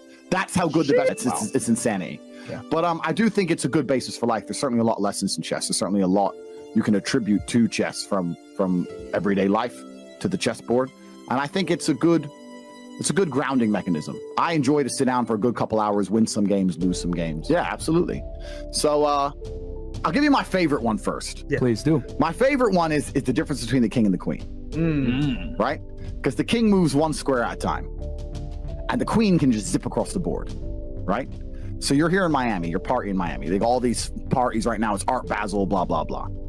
You see all these chicks on a boat. For the man to get on that boat, it's one square at a time, right? He has to get a good job. He has to get his taxes right. He has to find a way to leverage credit. He has to meet the guy who sells the boats. He has to go through all this shit stage by stage by stage to finally pull off being on that yacht and having that yacht at the age of 56. A chick, what does she need? Lip fillers? Boom. Zip. On. She gets straight on. That's the difference between the king and the queen. But although the king is slower than the queen, he's the most important piece, right? The king can't die. The queen can die. The queen, sometimes you can be looking at a position and go, this is fucked up. The only way out of this is to sacrifice that bitch. Sometimes you can do it. I'll tell you a very quick story. This is a story I've never told before. When I was, how old was I? 23? When I was 23, I was dating a ballerina. She was the prima ballerina of the Cambridge Ballet School in England. And I had no money. I was a fighter, but I was coming up. I didn't really have any money. And she lived far away, like an hour and a half away, but she used to come see me, and we were good for like a year and a half. I loved this girl, yeah? And she finished ballet school. She started dancing in clubs in London. She couldn't get any ballet work. Surprise, surprise. Who fucking wants ballet work, right? So she ends up doing like dancing and not stripping, but like dancing in the club, you know. So now she's around all the London money every day. She's out dancing all the time. She's up late every night. She doesn't want to drive an hour and a half to come see me. None of this shit. So we're kind of falling apart a little bit. And she ended up talking to someone famous, David Hay. I don't know who he is, he's a boxer.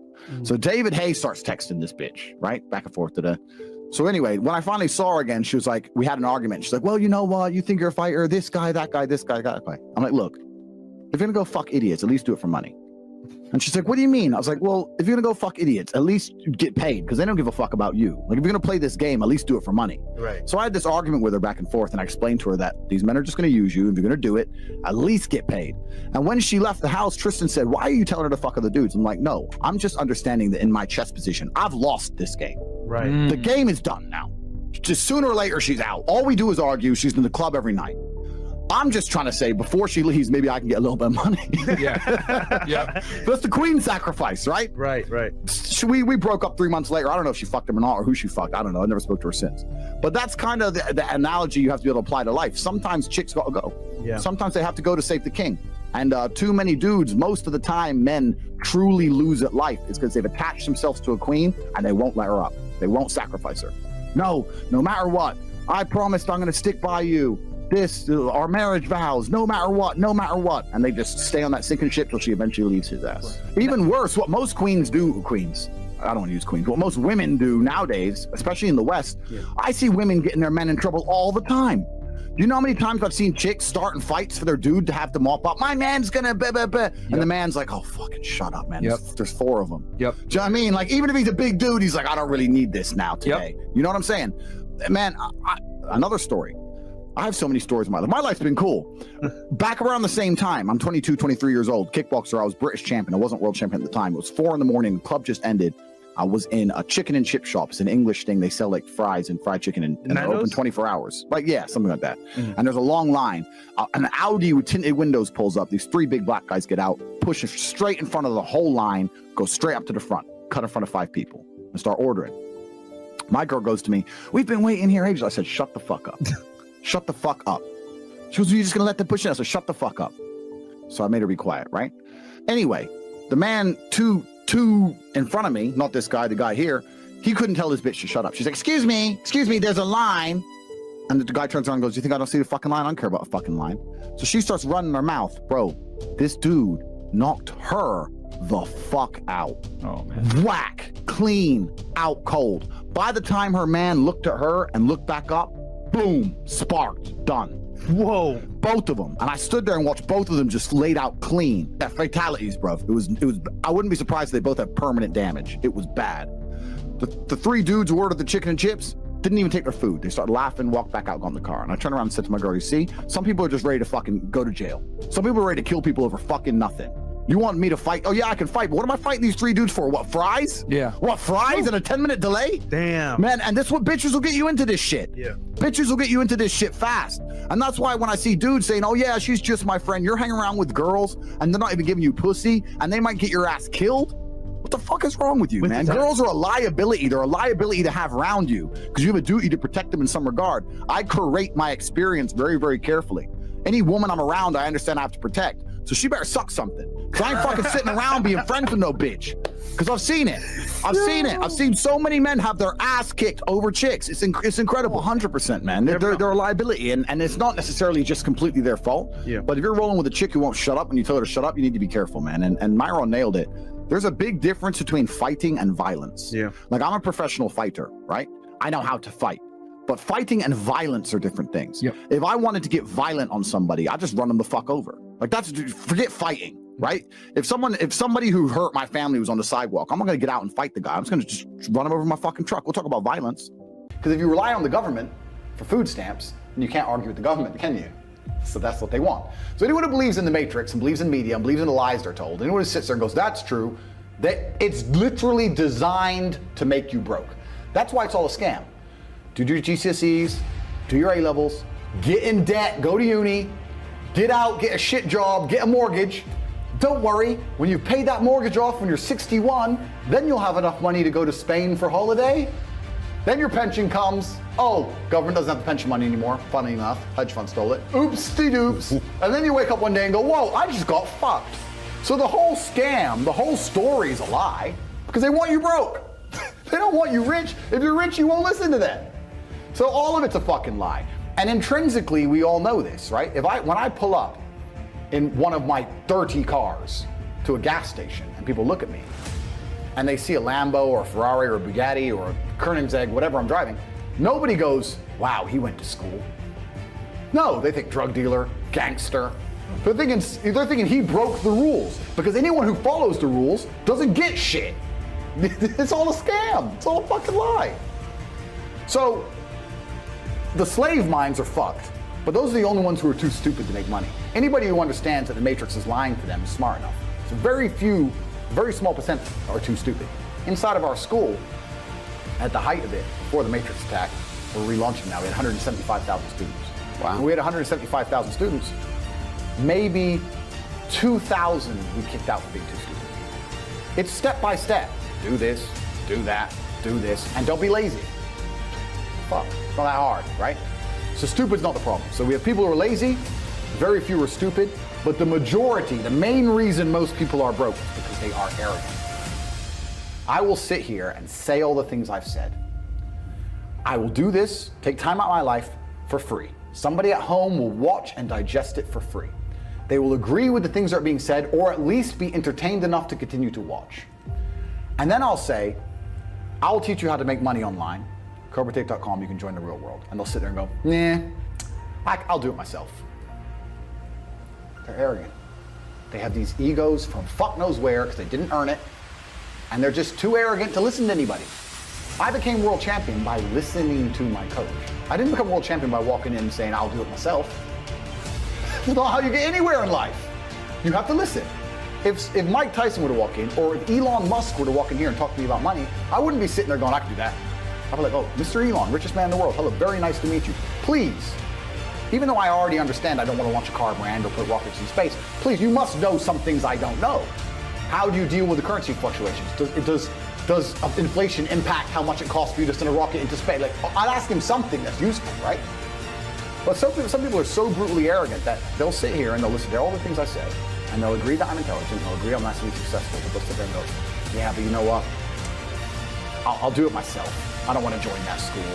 You know, I'll do it myself. They're arrogant. Everybody's fucking arrogant. I sit with people who I used to go to school with from Luton who are still broke and tell them how to make money. And you know what they do? They answer back. Yeah, but you know, it's not that simple because, you know, the wife gets the kid, and you know what, and I don't like to do things that way. The way I like to work, the way you like to work is why you're fucking broke.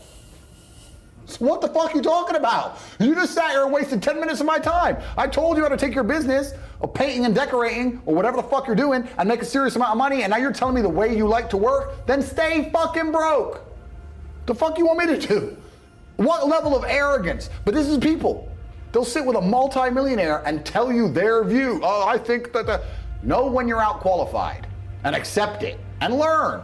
So we all do. I'm not gonna I can't play piano for shit. The piano teacher walked in here and said, this is what you do, and I said, well, I like to move my hands this way. What kind of dumbass? But this is the arrogance people operate under. So I'd say 20% of people are lazy, 20 to 25%. A large portion of the world are not lazy, they're actually working exceptionally hard, but they're doing the wrong thing. 5% of people are too stupid, so say 25%, 5% is 30%, but 70% of people are brutally arrogant, and this is why they are poor. That's the truth. Good question. I've talked about this already. It was an unorthodox strategy. I've talked about it at length, so I won't give the whole story because it's too long. But I identified a gap, I identified a market, I approached the scenario and the situation extremely professionally, and I worked exceptionally hard. I made my first $1 million. So my first millions came from owning a webcam studio. So I saw a little advertisement in the corner of a webpage saying, talk to live girls now. I've never been a porn guy, I'm not interested in that shit, but I was like, that's interesting. I know some girls who need some money. Boom, boom, boom. I put together this apparatus, extremely professional, no fucking sexual misconduct, no Dan Bilzerian, no threesomes, nothing. Very professional. 50-somes if it's down. Very professional outfit. And I used all my business knowledge, all my life knowledge, and I applied it. I worked 22-hour days, I would say. I got to the point where I was so tired, I said, you know what, give me 20 minutes. And if I could hear the alarm go off, I'd get up. Sometimes I just slept clean through it, and I slept an hour or two. For months and months and months, and I built an empire. I built an insanely large empire at one point. I'm completely out of that business now, but how did I do it? As in, did you sell it? I didn't sell it, I just closed it all down, I moved on. I started making a bunch of money and I found other opportunities. But how did I get that opportunity? Perspicacity. First thing I said, pay attention.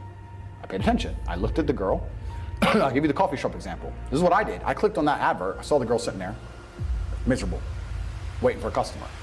I thought nobody's gonna buy from an unhappy bitch. You need, the men who are paying her are trying to escape an unhappy life or they wouldn't be doing this shit. So when I got my girls online, smile, happy girls get paid. That was the token, that was the slogan. Happy girls get rich. Joking, ha ha ha. Who's you gonna pay? You're gonna pay the girls like, yeah, having a blast. So I paid attention to the competition. I saw an opportunity, just at the coffee shop. So all the things they did wrong. The room was messy, camera quality was shit, just the basic stuff. The way the girl acted and interacted, all that stuff. And I applied it all by paying attention countless hours watching everybody else, finding the way to do it better. So I put the coffee shop and I did it better.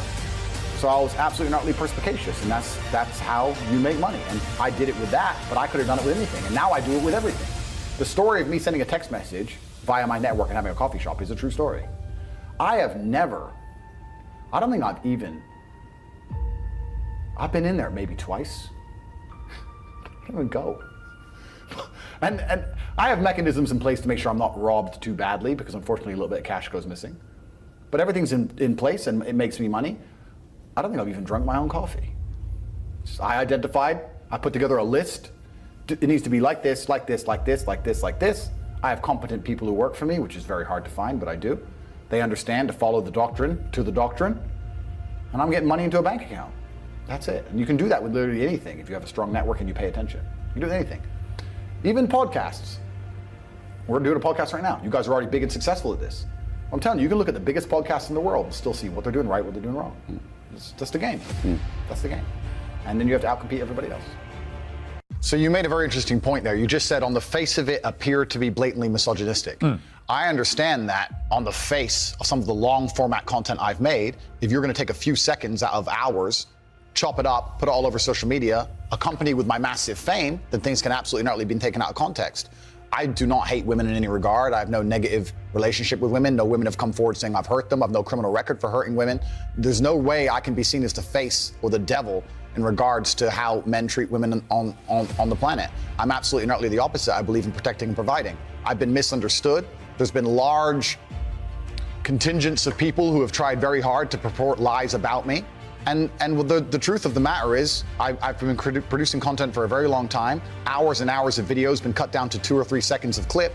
Those clips have gone viral and people misunderstand me. Yeah, so the point I was making was obviously at the height of the Me Too scandal, and also if we look at Amber Heard and Johnny Depp, there's been a lot of high-profile cases where men have been accused of things they did not do without evidence, and their lives have been completely and utterly destroyed. Right. When I say these things, people sit and say that, oh, he hates women. I don't hate women. I think rape is disgusting. I would take a stronger stance on rape than the British government. I think these people should face the death penalty. But to sit and say that women without evidence can go forward and just make up accusations against men, even though they've been repeatedly proven to destroy men's lives at will, completely. I'm not going to sit here as a professional and say that I can't be taken out of context. What I will say is that one small sentence you've taken was from a 1-hour video where I explained that, of course, rape is disgusting. Of course, everybody should be punished for their crimes regardless of when they happen. But people are not perfect, male and female. And if you give women the opportunity to destroy men's lives without evidence, there's going to be a contingent of women who will do that. I'm trying to make a balanced and nuanced argument in a world where people have no attention span. They're going to take a few seconds, put it online, decide someone's good or bad, not be interested in the longer format video.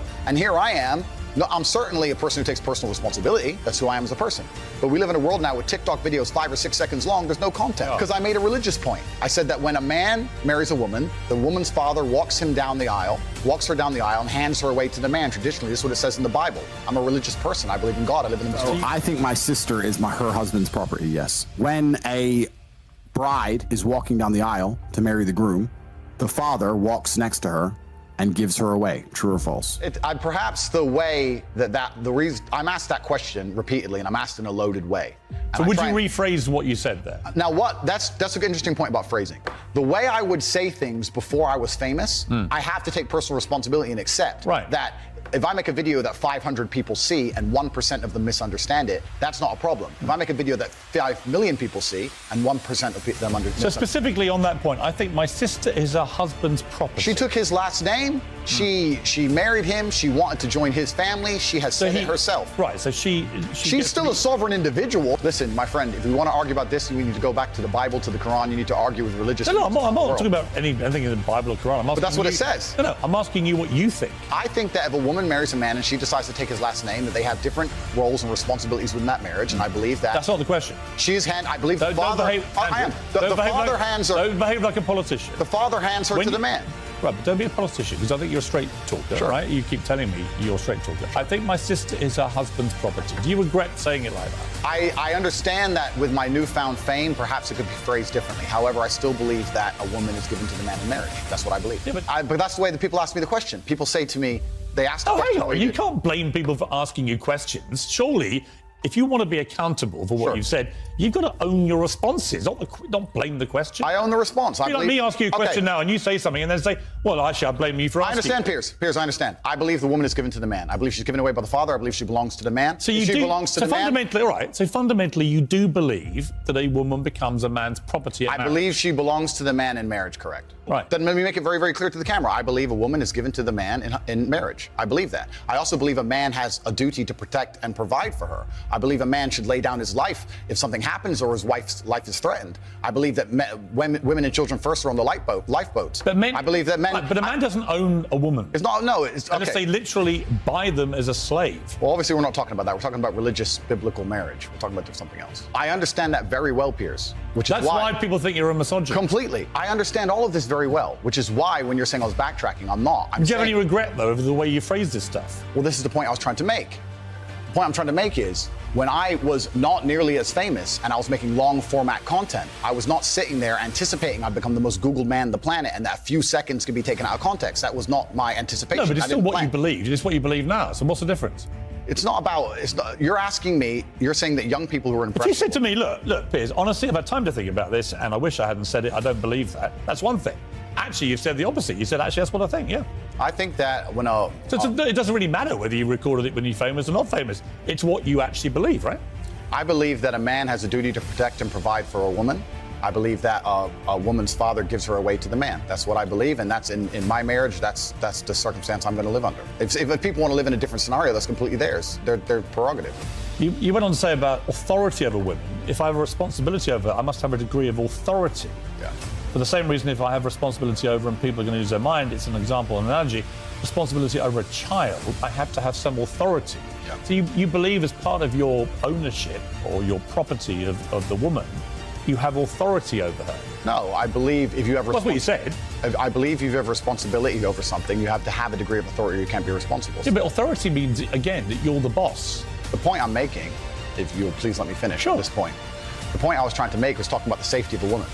She was walking alone at night, and I was saying, well, I wouldn't let my woman walk alone at night. And they said, well, you're not in charge of her, you don't get to decide what she does. I said, I understand, but if I'm responsible for her safety, and I'm the person who's burdened with making sure she is safe, I have to have the authority to say, don't put yourself in unsafe situations. The two things are linked. Well, you don't have authority. You have you can absolutely have the right to say to the woman you're with, I don't think you should, but ultimately... But if she decides, then I can't force her. Right, so authority implies that you have the ability to control someone. No, authority implies that I have the moral right to sit and say that that's an irresponsible thing to do and I'm responsible for That's not what authority means. Well, I'm not going to... If you think I'm going to lock somebody up in their room, is that what you're implying? No, I don't think you know what authority means. I know what it means. I'm saying that if I just a different description of what authority. If I have responsibility for her safety, then I have to have the authority to tell her not to do unsafe. Yeah, but authority means that you have some form of control over this woman. I think you're trying to. What you're trying to. I'm only trying to get to what you think. Honestly, I am. I come with no agenda here at all. I understand, and I'm explaining very, very clearly. If I have responsibility over said subject, I have to have authority over it. So let me say you have children, right? Right. You have responsibility for them. No, I have legal authority over my children. That is very different to having legal authority over my wife or my female partner. Completely, but the point I'm trying to make... So you accept that? I accept that you used the analogy of responsibility for a child. My friend, these are very... These are actually really important things. They're important things, but you interrupt me every 5 seconds, so it's hard for me to actually explain my point. The point I'm making here is very simple.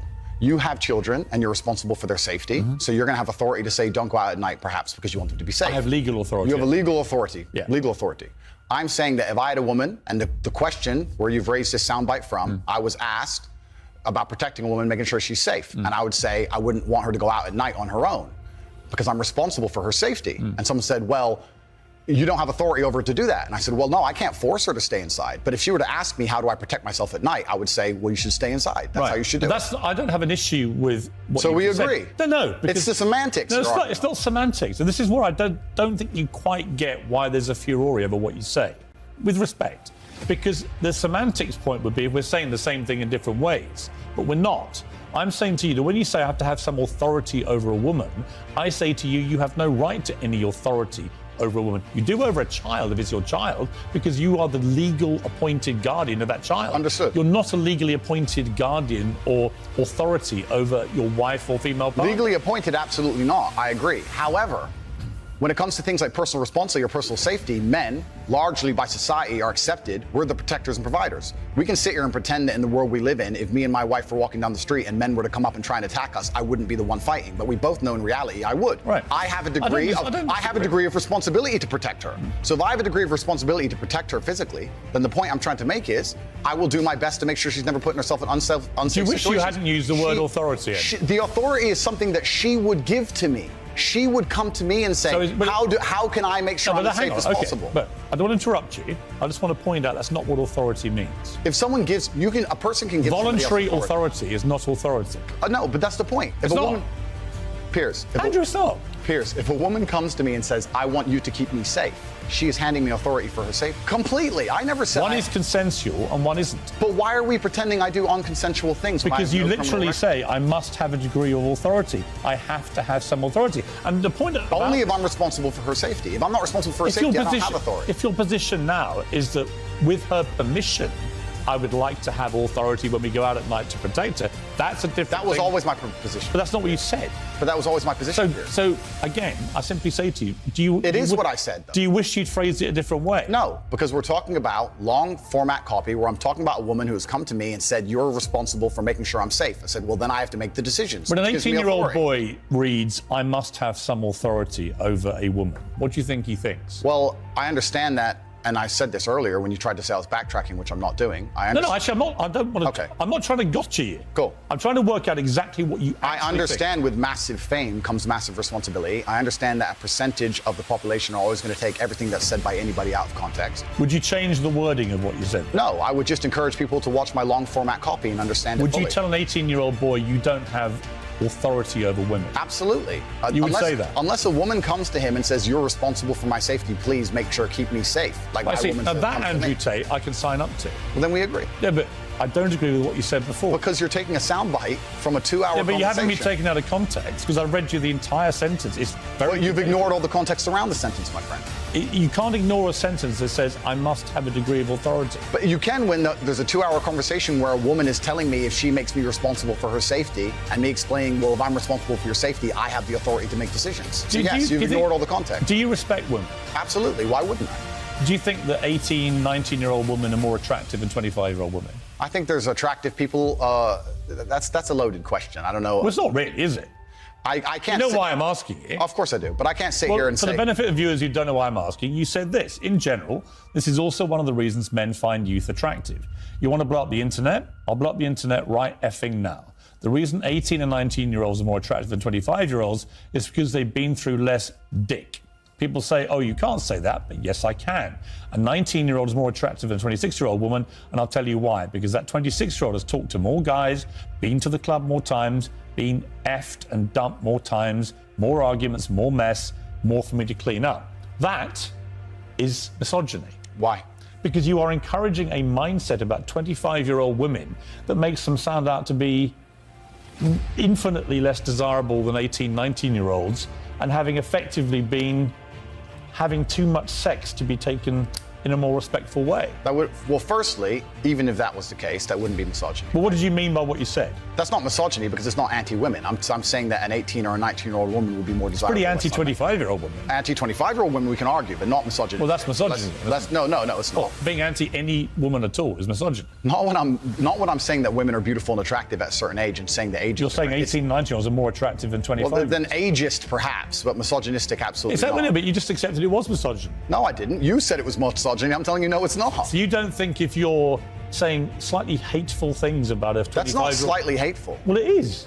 You think you'd say that to a woman's face if she's 25? It's not slightly hateful. So you would go up to a 25-year-old woman and tell her exactly what I just read out. Why would I walk up to a random 25-year-old woman? Because you said it in public on the internet, and it's been listened to and watched by millions and millions of young, impressionable boys. Correct. There was a large panel. There was a conversation. There was hours long of conversation. There were feminists attacking men for toxic masculinity and attacking me and saying things. And I said things back which were going to antagonize But I think, which you've done yourself a bunch of times. I think a lot of allegations of toxic masculinity are not toxic. Correct. I do think that kind of sentence that I just read out, that paragraph, is actually toxic. If you genuinely mean that, and you say you wouldn't say it to a woman's face, but you said it in public about women of that age, I do think that's misogynist. And I think you probably do too. I don't think it's misogynistic. I understand why it can be insulting. So you wouldn't say it to a woman's face? Well, it depends. You're making out like I'm walking around the street going up to random 25-year-olds. Well, effectively, you're doing it to tens of millions of people online. There's no difference. Not at all. We're discussing a topic. We were discussing the ideal age of a man. Should young boys, right, in their teens, are you comfortable that they would have that mindset? Be honest. I think that young boys in their teens lack life experience. They lack nuance. And they need to be very, very careful what they're digesting online, whether it's my content or anybody else's, who protect and provide for the people close to them, are fantastic for the economy. And I'm certainly not the worst influence out here, Piers. You have Lil Nas twerking on the devil on music videos, which our children are digesting. You have drill artists singing about stabbing people to death in the middle of a knife crime epidemic. You have rabid psychopaths on whether the right or the left announcing violence on the other side. You have all these insanities in the world. And because I sit here and say, yeah, perhaps. Now you've laid it out and it offended you, I understand. I didn't say it offended. Okay, cool. I just read you the thing. You read things that you say they can be offensive and some people are offended. Well, some people definitely were offended. Absolutely. That's fine. And honestly, I think some of the things you said were genuinely offensive and misogynist. Okay, so they offended you. Like I said earlier. So they offended you, which is fine. I said they offended you, you interrupted me, and now you're saying they offended you, which is fine. But the point I'm trying to make is this. I'm not the devil. There are certainly worse people than me, and I don't disagree and they exist. With that. And I'm saying that my core tenets for the people who don't understand me are self-accountability, so I'm accountable for everything I've ever said. My core tenets are responsibility, so I'm responsible for everything I've said. My core tenets are traditional masculinity to a degree, which involves protecting and providing for women. And I'll make another point here that needs to be said. The number of women who have stood up and stuck up for me is ignored. Thousands of women are making videos saying, I've met Andrew Tate, he's such a nice guy. I wish I had a man like Andrew Tate who felt responsible to protect and provide for me. You know what? I do belong to my husband, that's why I married him and I love him. We ignore the thousands of women who stood up and stood by me and said everything I said is true. And we're taking a very vocal minority who have taken the things I've said and are pretending to be absolutely and utterly devastated by them for some reason. I'll see what your That's the first thing. Yeah, it is nothing to do with me. The fact that a 14-year-old girl took her life is truly sad. The world we live in today is the world we live in. The fact that something like that happened is almost mind-blowing to me. That's truly sad. I actually feel sad inside to see something like that. This fact that, and I became world champion for the first time. How was that for you? It was good, but I don't ever feel like I'm satisfied. I never won the world title and go, yes, I'm the champ now. It's just like, okay, next. I was kind of always like that. I always had these aspirations. I've always kind of felt, without sounding like a crazy conspiracy theorist, even now to this day, I feel, maybe, correct me, you're a smart man, so maybe this will make sense to you. Do you ever look around you and just look at the world and feel like, kind of like we're in the Matrix, like there's something missing? Yeah. Do you know what I mean? It's just you feel it in your gut. Yeah, something isn't right here. Everything just seems so superficial, and I don't know, I was always looking for this secret. I was always looking for, I wouldn't say happiness or contentment, but I was always looking to try and break out of the 9 to 5, just the normal monotony of day-to-day life. And for a long time, I thought fighting was my way out. I don't know what I was trying to get to. I don't know where it was going to lead. But when I just look at the normal life a lot of people live, that is just absolutely depressing to me. Yeah. I couldn't imagine doing it. I'm not shitting on the normal guy. I'm saying you're a stronger man than me. Because if I was a normal dude working in Starbucks, bro, I couldn't do that. I couldn't do that day to day. I literally could not do that. And I thought fighting will make sure I never have to do that, if that makes sense. Did you ever find this sense of completion while you're winning world titles, or were you still unsatisfied? There's always someone new to beat up, right? Yeah. And then even then, I'm dedicating all my time to fighting, which is actually the reason I retired. I retired for 4 years. I came back last year and I fought 3 times. But I actually retired because one day I woke up and I looked at my life and I thought, I'm giving 7 hours a day to fighting. If I were to put 7 hours a day into something else, what else could I achieve? Because I had a little bit of money from fighting, but I wasn't balling. I wasn't rich. And I thought, what's the point in being the world champion if I can't buy Lambos on the debit card, right? What's the point? So then I thought, well, I want to be rich now. So that's actually the reason I retired. So I was always chasing other things. And then now I've got money, I want to fight again. I'm never happy, bro. This is how it goes, right? You're always chasing something else. But I do feel like, to a degree, I have at least partially escaped the Matrix I used to be talking about. I kind of feel like I've started to escape. And Corona, as much as it's been a headache for everybody, has helped me realize how fortunate I am in my position. To when everyone else is locked down, I can just get on a private jet and go where I want, right? So that it's kind of cool when they go, there's no flights. I'm like, not for you. There's flights for me, bro. So it's kind of, I felt like I've semi-escaped. So I've kind of gone. Yes. Let's talk about the webcam business. Yeah. Yes. So that's the story. So for anyone watching this who doesn't know my story, I'm fighting. I became 4-time world champion. I was 28 8 when I won my 4th world title. And one day I woke up and I literally just woke up. I looked at my bank. I just won a world title fight, but I hadn't fought in 6 months. By the time I paid all my back rent and paid my car payments, all that, I looked at my bank. I had like $3 grand, $4 grand in there. And I'm like, I'm giving up my entire life and I don't even know how I'm going to live. I need to get rich. I want to get rich. So I said to my coach, look, I'm going to take a couple months off and I'm going to focus purely on money.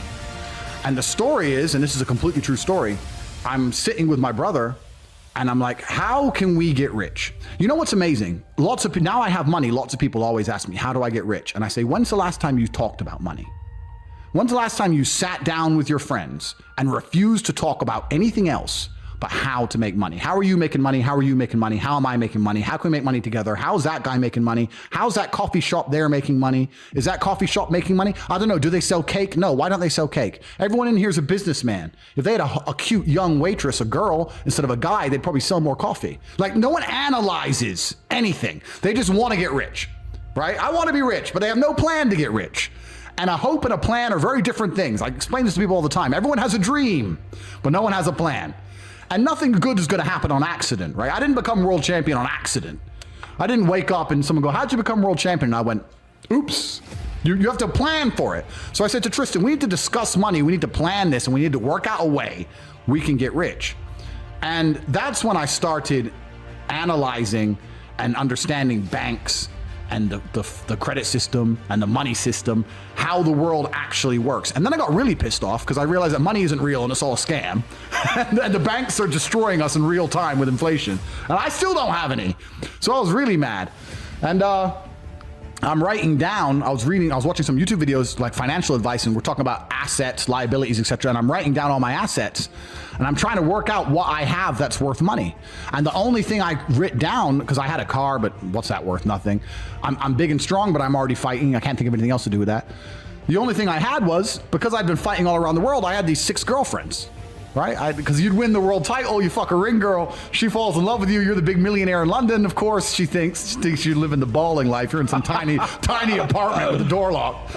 So I had these girlfriends, and I thought, well, I can't open a strip club, it costs money to open a strip club. And I'm kind of racking my brain, and by absolute coincidence, I'm going around the internet, and I saw in the corner, Talk to Live Girls Now. And I'd never in my life, I was never a porn guy. I've never been watching porn or clicking on these things. And I said, Talk to Live Girls. So I clicked on it and there's some chick there on a computer. Like, hi. And I was like, my girls can do that. So that was the very beginning. That was the eureka moment. And I walked into my brother's bedroom and I said, we're going to start a webcam company. Yeah. So, and this is the thing that's interesting about it. Because when people hear this story and they say like a pimp, etc., people imagine me to be this exploitive, horrible, evil man. Which is absolutely and utterly the complete opposite. I'm not trying to convince the internet I'm a nice guy, right? Because I don't give a shit. I'm just telling the truth.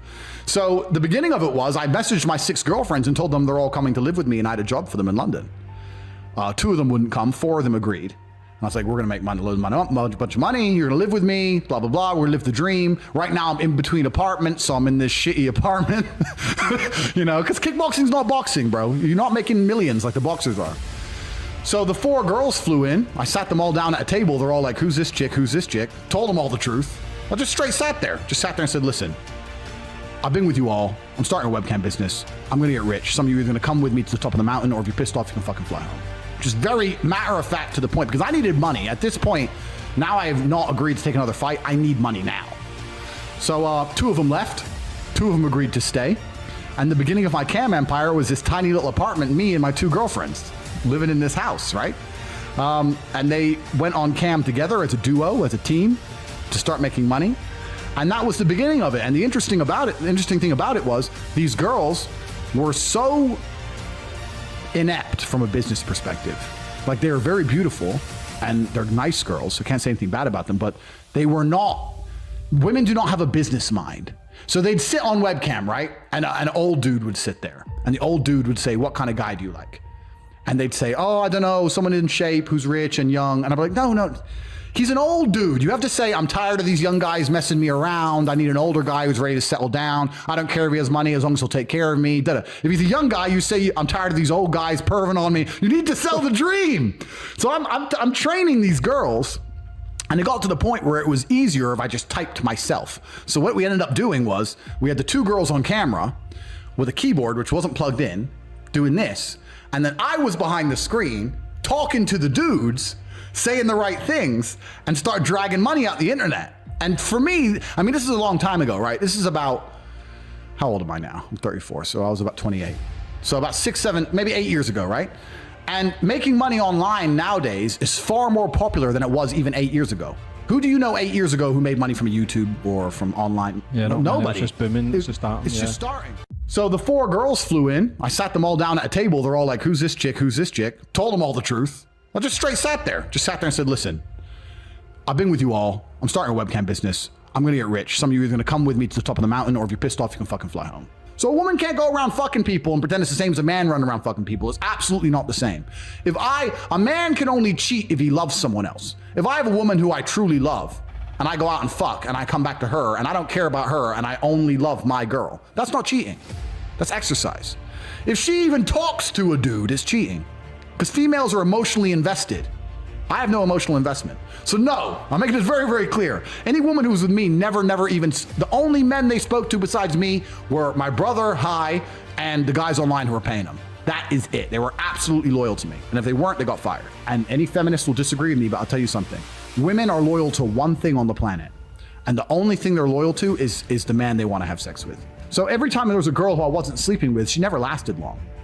So then I had these 4 big premises, all these overheads, all these managers that got out of control. So I cut down to like a special forces team of around 8 girls. And that's where I made my most money. When I had 4 girlfriends, my brother had 4 girlfriends, me, my brother, 8 women living in one house.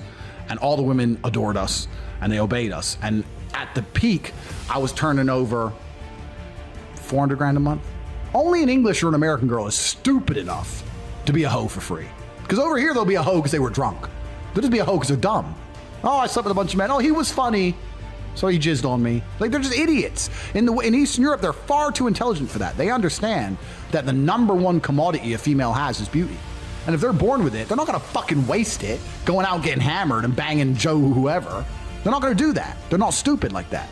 So Western girls are extremely easy to sleep with compared to Eastern European women. This is going to really piss the feminists off, but I'll tell you, it's the truth. It doesn't matter whether a woman wants to be a lawyer or a housemaker or a webcam girl. Unless she has a man directing her, she's going to fuck it up. They're just not built to be completely independent creatures. The women who go, I'm strong and independent, you're working for a man in a company and you're getting fucked by 10 men a month. You're not independent. It's just a lie. It's a lie. You're just undesirable. That's what you are. There's no such thing as an independent female. They're all relying on a man to some degree. Maybe I'm completely crazy. Maybe I'm full of shit, like you said. Girlfriends, 8 girlfriends. You're making my life sound very, very interesting. You're making my life sound good. Yeah, I do okay, man. I do okay. I just try and live as close as I can to my masculine imperative without hiding who I want to be or what I want to do or letting society program me. And I think if you give a man true free reign, completely be who you want to be, and you don't let society program you, he's going to drive a fast car, he's going to have a bunch of women, he's going to want to have a bunch of money, he's going to do whatever he wants, right? We all want to be free. So I try my very best to be free. What is free to you? That's a good question. And especially in the modern political climate with all this corona, et cetera, I think freedom is being destroyed in real time. Even before corona, freedom is being destroyed.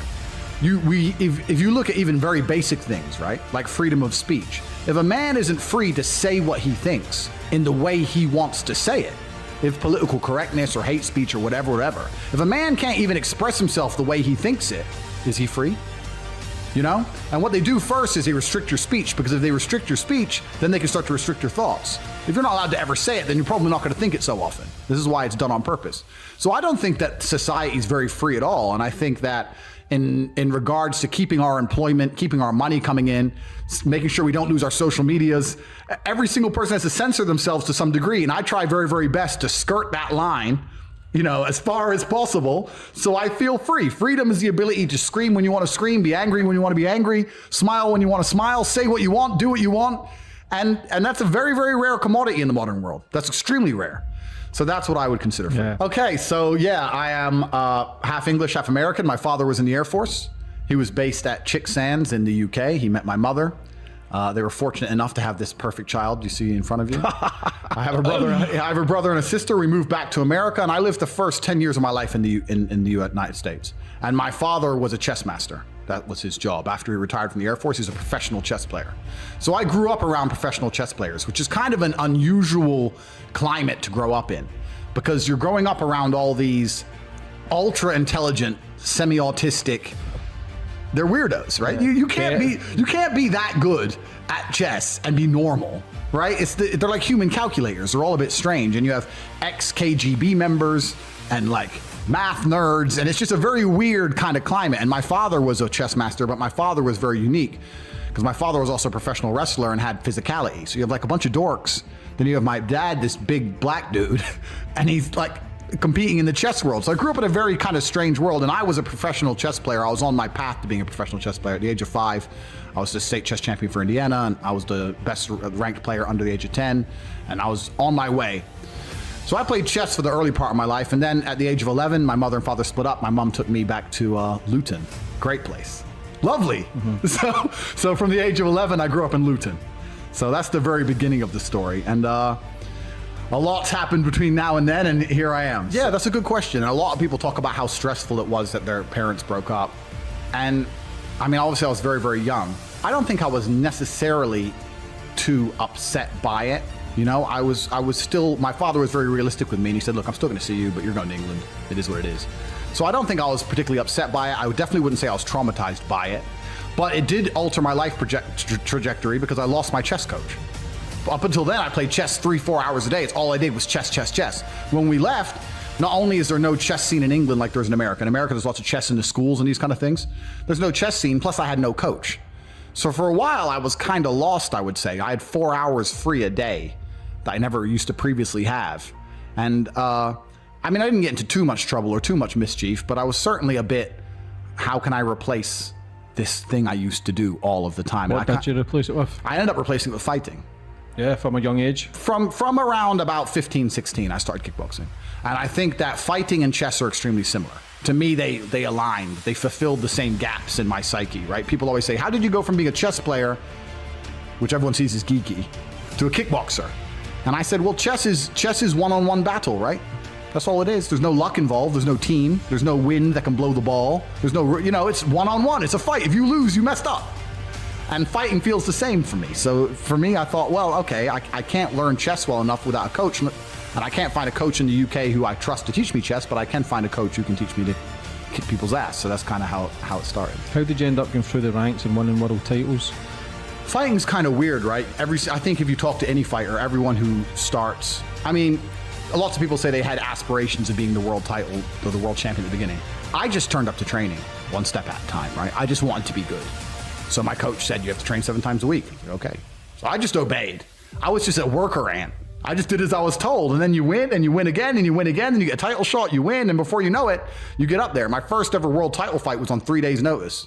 So someone pulled out, and I had 3 days' notice. I had to lose 9 kilo in 3 days. I turned up, obviously was completely destroyed from the weight cut. Everyone expected me to lose. And I won. But they gave and I'll say I won because I did win. They gave the decision to the other guy. It was in France, and it was in Paris, and it was me against the French world champion. They gave it to him. But I whooped his ass, right? And we submitted the video to the ISKA, the organization, and they demanded a rematch because it was so obvious I won. And we fought again, and without the big weight cut problem, I knocked him out in the 8th. You know, violence is a very different thing. And women don't understand the difference between fighting and pure violence. And they also, you're completely right, they don't understand the true physical difference between a man and a woman. Yeah. All this female self-defense, I can fight too, it's all bullshit. It's complete garbage. A man who's genuinely enraged, you don't stand a chance. I'm sorry, the best thing you can do is scream and run. I'll tell you another example. Even a teenage boy. Oh, no, you don't stand a chance. Destroy a grown woman. I had a girl who did self-defense classes. This is like a couple years ago. And she goes, oh, you're a kickboxer. I want to show you like my self-defense. And if you grab me, I do this, I do this, I do this. I said, listen, bitch, if I grab you and you start trying to be a little ninja, what I'm going to do is I'm going to fucking smash you. Whack, whack, whack, whack. Done. Now your whole face is busted. Like you're forgetting the part of the equation where I just beat you up for like 3 seconds and you're done. Now drag your ass to the bushes. What the fuck you talking about? It's garbage, man. I'll give you another example of a guy I saw get fucked up because of his chick. I was outside a club in England. And one more thing for the American guys watching this. Anyone who thinks England's like, you know, nice suits and little posh people. England's violent. Very dangerous. Very, very dangerous. I would actually say, although you have guns here, I'd say the mentality as a whole is more dangerous there. People are about it. They're just a crazy island, and they always have been. So it's a very dangerous place. Yeah. Chef G. Yeah. I have it missing here. I don't know if you can zoom in. My finger came off from a blade. Oh, shit. All the way off. Yeah. Oh, wow. That's a long story. I was walking to a car late at night, and I was arguing with I don't know if you can see the scar there. It had to be sewn back on. God damn. So I'm mixing stories now, but yeah, I had arguments with the guy by text. He stopped replying. 2 days later, as I walked to my car at night, they tried to kill me. And that also shows a lot about intent, right? Because with intent, they don't threaten. That shows you how, I was arguing with the guy and he goes, all right, just stop replying. And that shows true intent because he tried to kill me. That's another story I can't say on Fresh and Fit. But I saw a dude get knocked the fuck out again. Even when women have the best intentions, they're a liability. I saw a guy outside a nightclub. He's arguing with another guy. His chick's in the way going, leave it, stop, don't do it, be in the way, being a fucking idiot. Anyway, she grabs her guy, like, oh, stop, holds onto his right arm. Stop. Boom, he gets knocked out. You're holding on your dude's arm. How the fuck's he gonna fight? Even if you don't want him to fight, you're just gonna hold on his arm saying stop, and let him get sparked. I tell my chicks all the time, if we're walking down the street and any kind of altercation comes, run and fucking scream. Fuck off. You're no good to me next to me. You're no good to me in between. You're no good to me next to me. You're no good to me shouting stop. You're no good to me holding on to me. Just fuck off. Run over there and scream and get somebody else. And leave it to me. Even if there's 100 of them, leave me by myself. Because these chicks will get you fucked up, especially the ones who aren't trained. And even if they have the best intentions, if they panic, what they're going to do, they're going to grab you. Because you're their man, right? They're going to stop you from being able to fight. Yeah. They're a fucking liability. Dudes, you're walking out here with chicks and they're untrained. At least my chicks are trained. I literally will sit down with girls and say, look, if something goes off, especially where I live in the world, Romania, these kind of countries, if something goes off, run and scream. Should I tell you the story quickly? Yeah, tell us the story on that one. All right, so I'm with my dad. My dad's a chess player, but he's also like a park hustler, right? So like he'd go to the parks and play chess against the other chess guys to make quick money. So we'd go in there and offer them ridiculous odds, like 3-1, 4-1, give them more time, whatever. And he'd sit down at the park and he'd bust them up. My dad was really good at chess, but he was ultra aggressive. So like grandmasters hated playing him. A few times he lost spectacularly because he went too hard, but there's some few times he had crushing victories, like just wrecked the grandmaster because he just went completely all out defenseless. He was like an attacking player. Damn. So I remember I was about 8 years old. I told this story on my Tate speech, my YouTube channel. I was about 8 years old. Yeah, I read it and I was like, that's definitely your father's Yeah. I was about 8 years old. And my dad, even when he was still alive, because I only speak English, right? Even though I live in Romania. And I said to my dad, do you think I should learn another language? And he turned to me and said, you don't even speak English.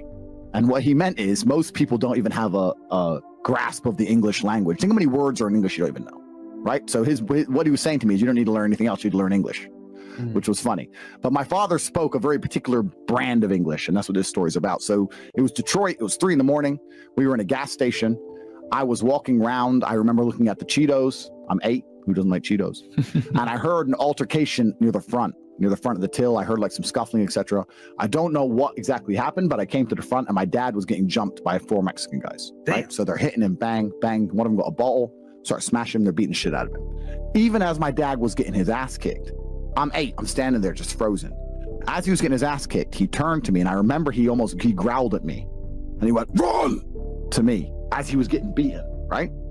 He managed to get one of them and hold him tight and must have bit in his face or whatever he bit, he had flesh in his mouth by the time the whole thing was done, right? So he bit something off. So there's blood everywhere. Anyway, the shopkeeper starts screaming, so he's going to call the police. It kind of starts tussling, goes half outside. My dad manages to stay inside. The Mexican guys run off. My dad's covered in blood. His head's cut. He bit the guy's lip off. So there's blood all down the face of him. He's absolutely covered in blood. He's drenched in blood. And I'm standing by the drinks cabinet, still just standing there. So he told me to run. So what the fuck are you going to run in a 7-Eleven? So I'm just standing by the drinks cabinet.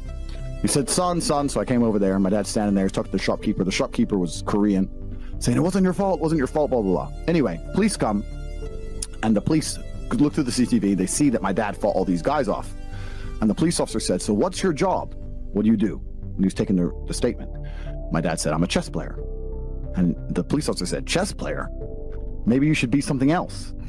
And my dad replied, my unmatched perspicacity, coupled with sheer indefatigability, makes me a feared opponent in any realm of human endeavor. It's just carried on right in the report. But what my dad was saying, unmatched perspicacity. Perspicacity is the ability to perceive, right? Perception. My unmatched perception. Indefatigability is the inability to become tired. So he's saying I have unmatched perception and I never become tired. And that's why I'm a feared opponent in any realm of human endeavor. And I remember that quote from when I was 8 years old. Wow. That's a badass way to talk. I'm jealous to this day. Damn. People think I'm good on my podcast. That's how my dad just spoke through life. He's just been rattled to the brain. And that's how he gives a police report. Like, my unmatched perspicacity coupled with sheer indefatigability makes me a feared opponent in any realm of human endeavor. Yeah. Man. So when I was a child, I was playing chess all the time with my father. I was the state chess champion of Indiana. I was on my way to become a grandmaster.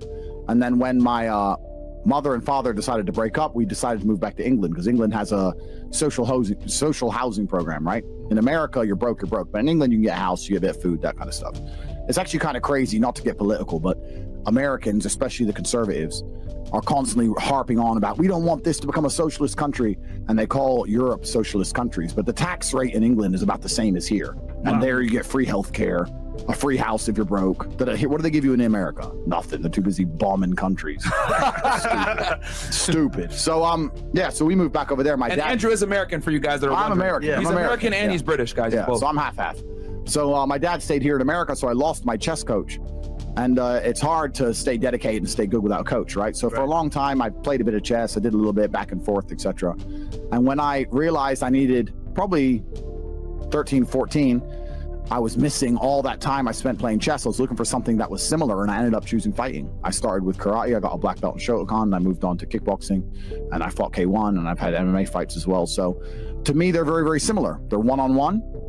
There's no luck involved. I didn't want a team sport, because in a team sport, you can have a bad day, still win, a good day, still lose. No, I want it all on the line, right? I didn't want a sport with any luck. That's the thing about chess. It doesn't matter how well you played. It doesn't matter how nearly perfect the game was. If you lost, at some point, you made a mistake. Even if you can't identify it, at some point, you have made a mistake. And that's a fantastic metaphor for life as well. Because there's so many people out here who don't take responsibility, and they'll come along and go, well, COVID happened, that's why I lost all my money. No, I don't buy that. I don't give a shit what happened. At some point, you did not diversify. You did not prepare yourself. You made a mistake.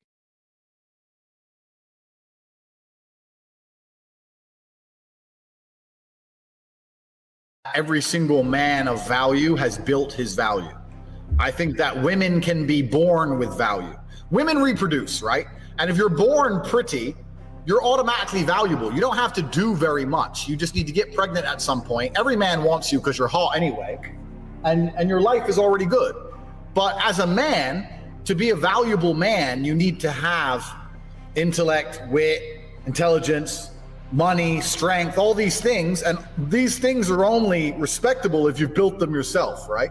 So I think that the best thing that can happen to a man is to grow up in a place kind of like Luton, or grow up in some of the rougher parts of England. Because if you're born with a silver spoon in your mouth, you're never going to truly be happy, and you're never truly going to be respected by the outside world. You're like, I know people, since I got rich, and I say that humbly, but since I've become rich, I've met a lot of rich people who were born rich.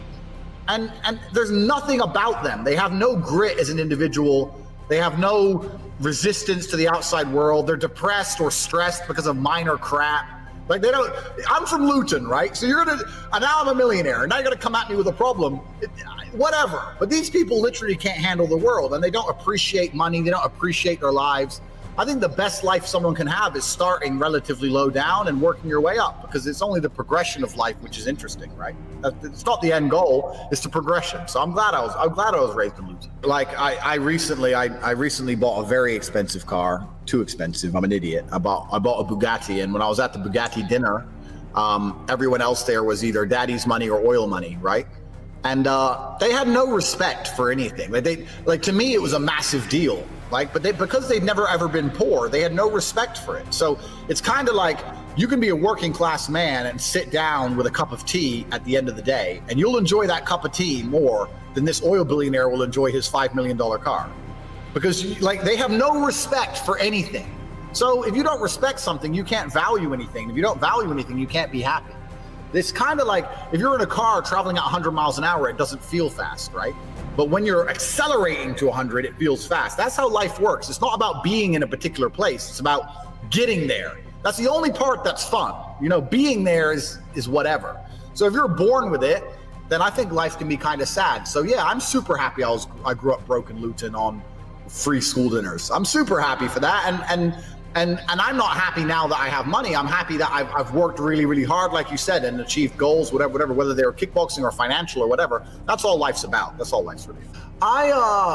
That's a good question. So I was always very intelligent. I always did well, but I did not do nearly as well as I should have because I didn't really believe in the establishment. I don't know where I got this rebellious streak.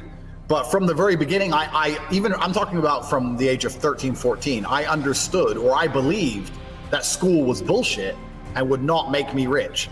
I remember saying to my teacher, I was in Luton, right? And there was these two Asian lads, don't tell Tommy, but these two Asian lads, and they had a Lamborghini, and I was at the BP, the petrol station at night, and they were in the Lambo, and I was in my friend's Corsa, we were in a normal car.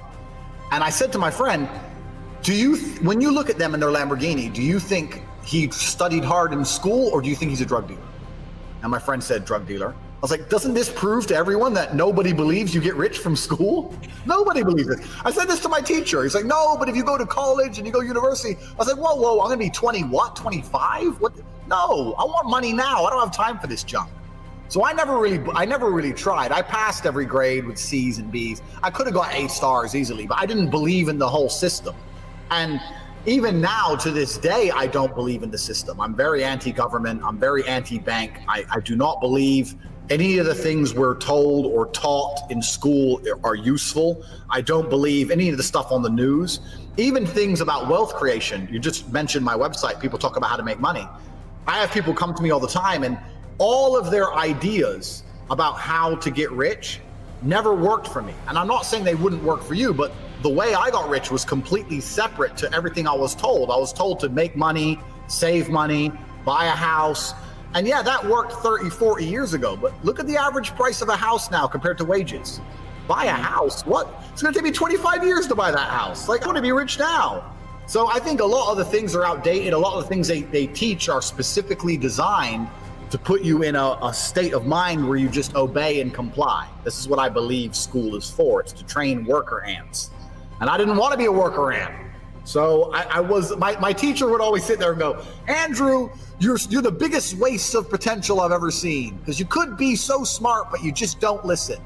Well, I'm smarter than you now, bitch. So yeah, so when I finished school, I did go into a family business. My uncle had a fishmonger's, and I used to carry boxes of ice and boxes of fish from 7 a.m. till 5 p.m.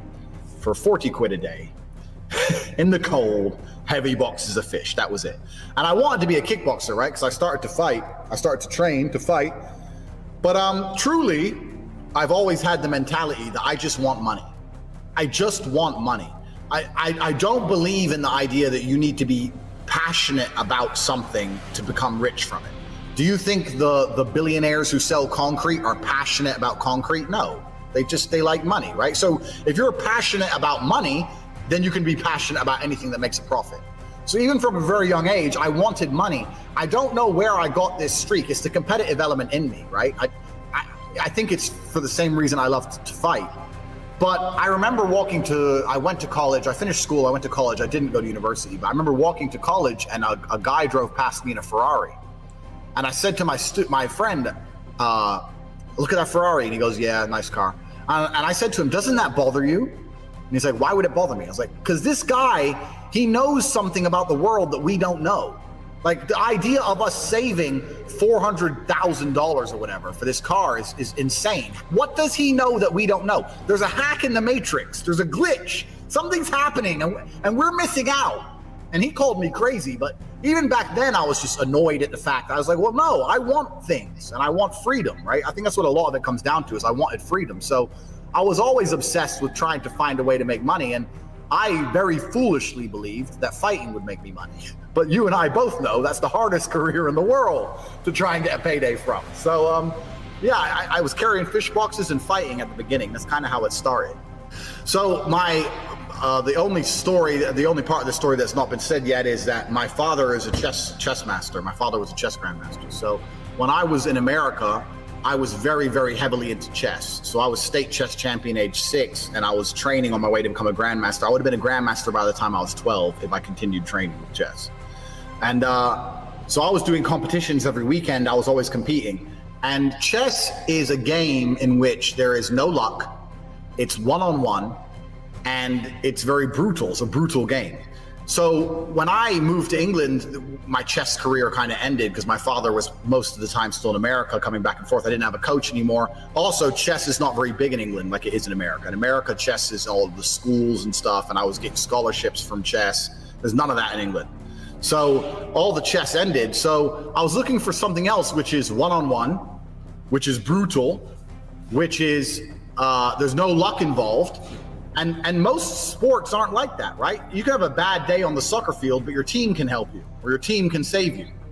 Whereas with chess and with fighting, there's not. So I was just trying to replicate chess, and I chose fighting. And a lot of people seem to think that's a big jump. Like, why would you go to fighting when you were a chess player? But to me, they were very, very similar. So that's kind of how it went. I was like, well, I can't play chess. Let me go learn how to fight. And I ended up in an MMA gym, and then I ended up sticking with kickboxing. So.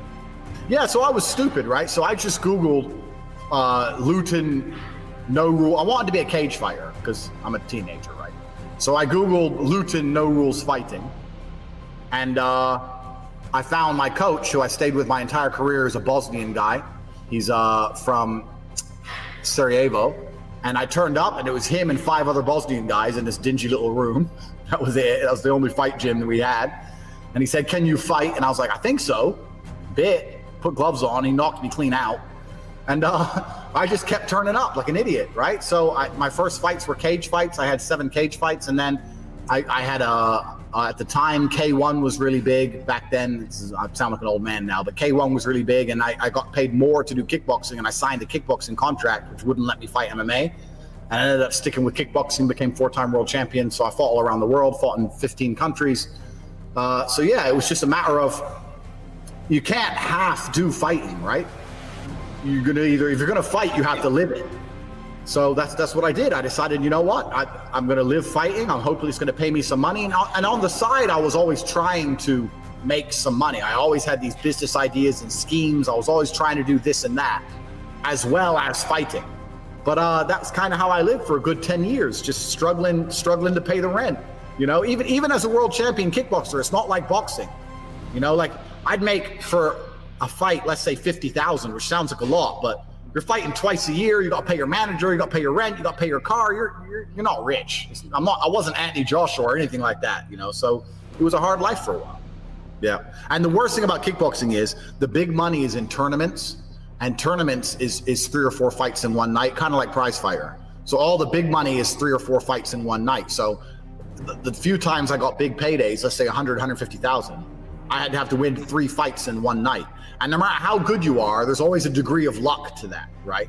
Because you might have the hard guy at the beginning, or at the beginning, you might be fighting, and just by coincidence, the guy throws loads of low kicks. So even though you win the fight, by the end of it, your legs and your shins are completely annihilated. Now you can't move properly, you can't walk properly, and you got 2 more fights to go.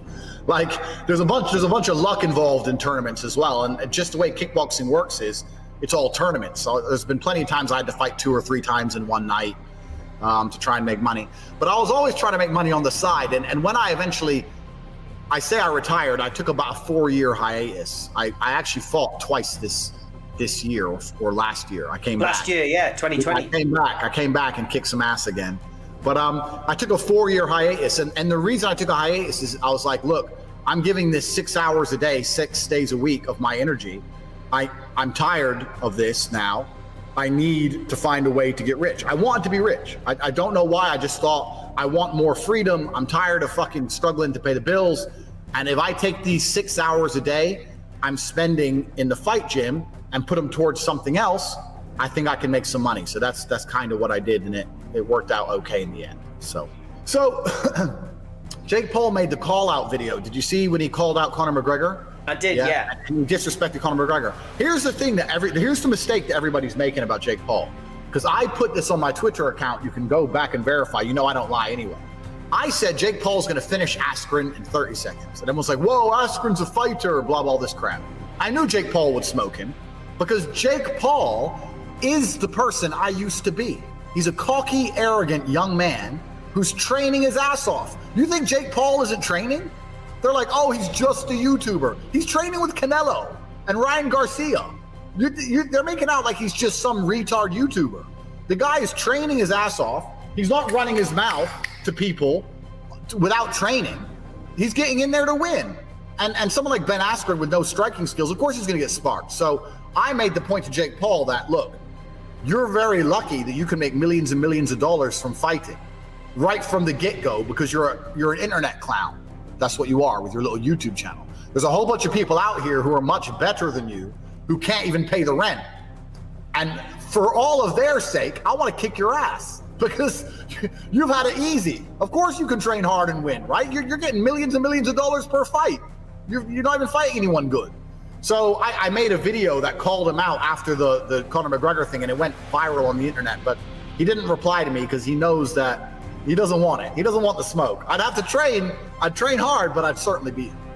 I think that McGregor is now in charge of his own training camp. And in my experience, I always train the hardest when I was not the boss. When your coach comes and says, you must do this. No, I'm tired, or this hurts. I don't care. Do this more.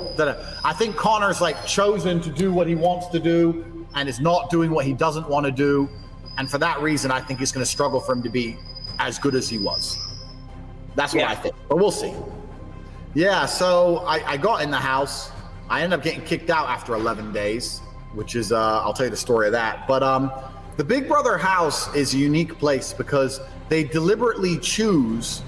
I mean, there's the odd exception, right? There's people like me or like you who would have been seen as, because the producer even told me this. They choose people they see as like mentally resilient, and then they also choose the complete opposite, the complete mentally fragile.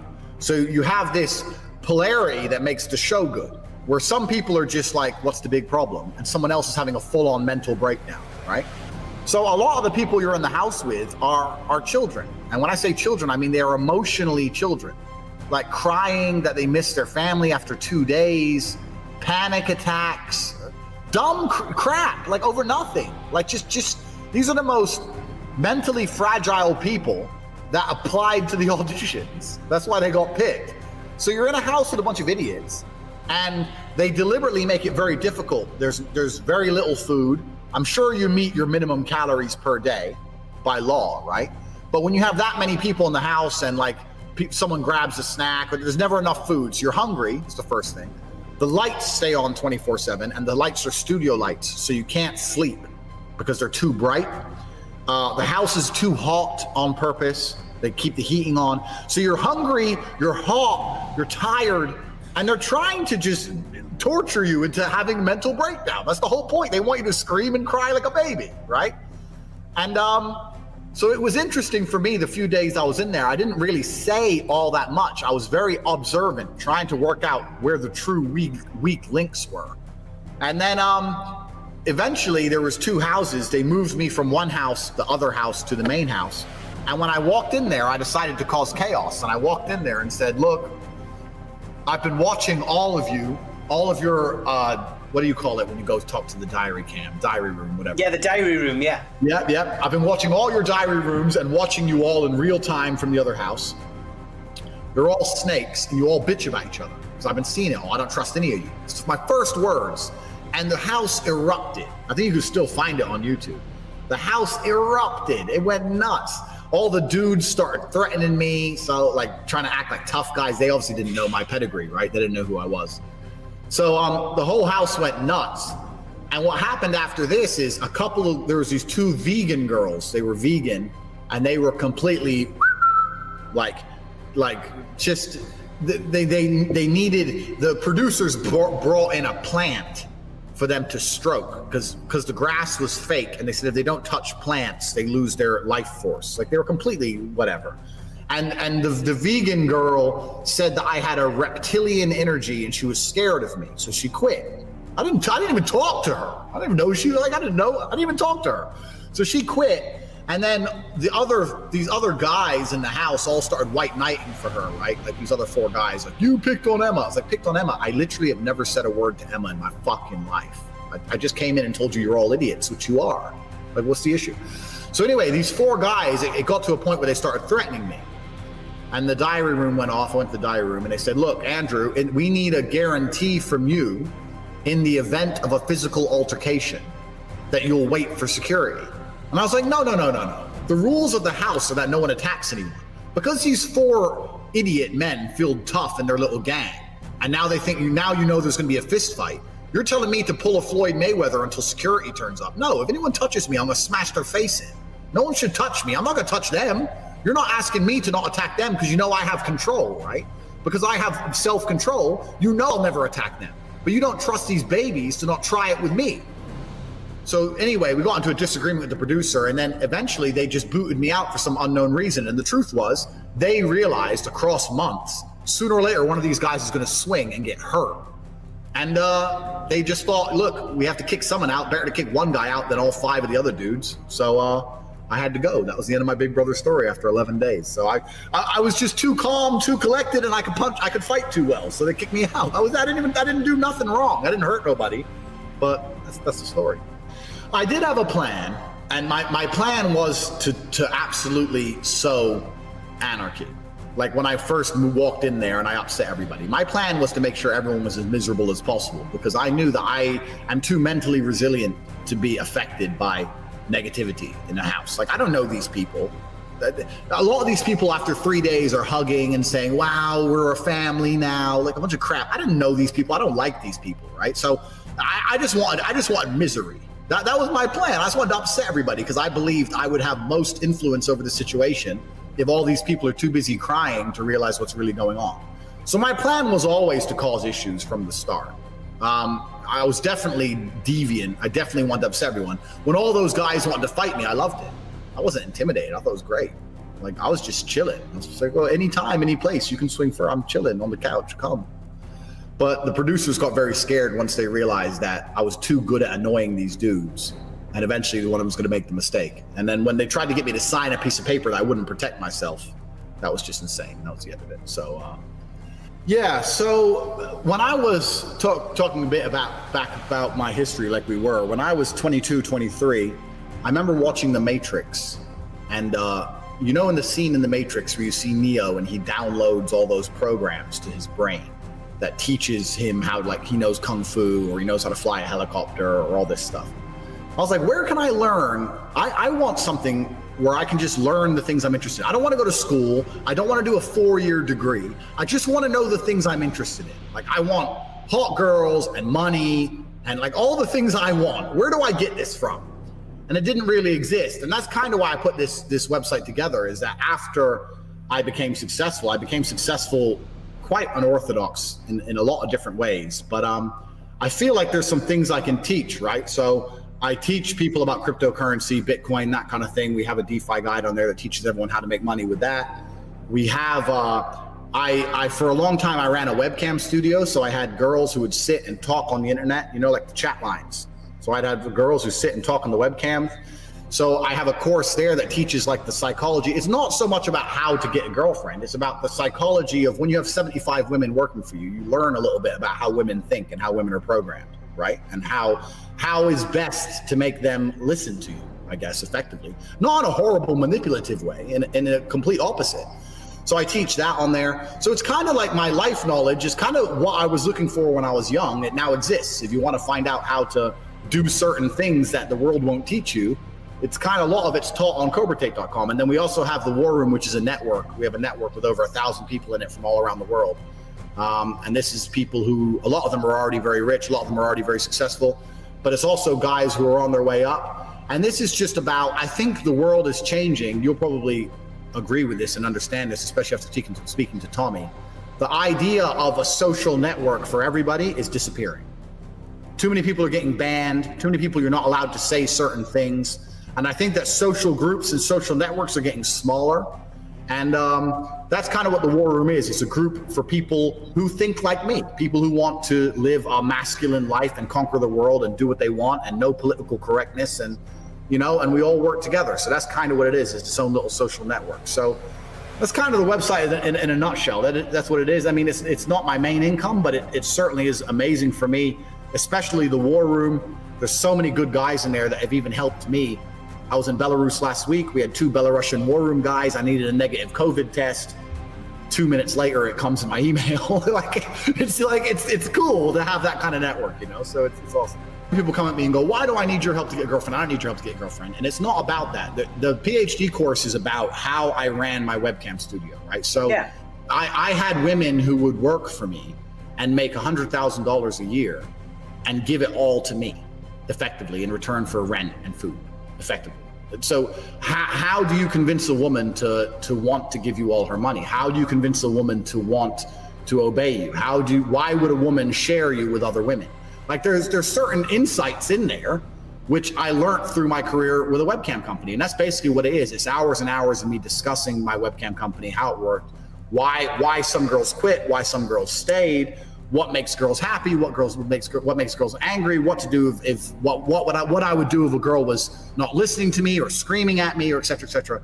And I think in the world we live in now, all jokes aside, the world we live in now is very, very hostile and it's very, very dangerous for men, especially in the Western world. In England, you have to be very, very careful. Like your woman can go and fuck your best friend, but if you scream at her too loud, you're abusive. And it's like, you have to be very careful now because the law is absolutely on their side from a divorce perspective, from an abuse perspective, from anything. If the girl calls the police for any reason, you're gonna lose. So you need to be very, very careful how your interactions with women work as a whole. And that's what I teach in the PhD course. I make it very, very clear. Like I never raised my voice. I never scared anyone. I never hit anyone, nothing like that. It's the complete opposite. It's kind of like, I wouldn't say manipulation, but very convincing. So that's kind of how it is. So yeah, you as a man in the Western world, you have to be careful nowadays about a lot of things, but interactions with women is one of them. You have to be careful about it.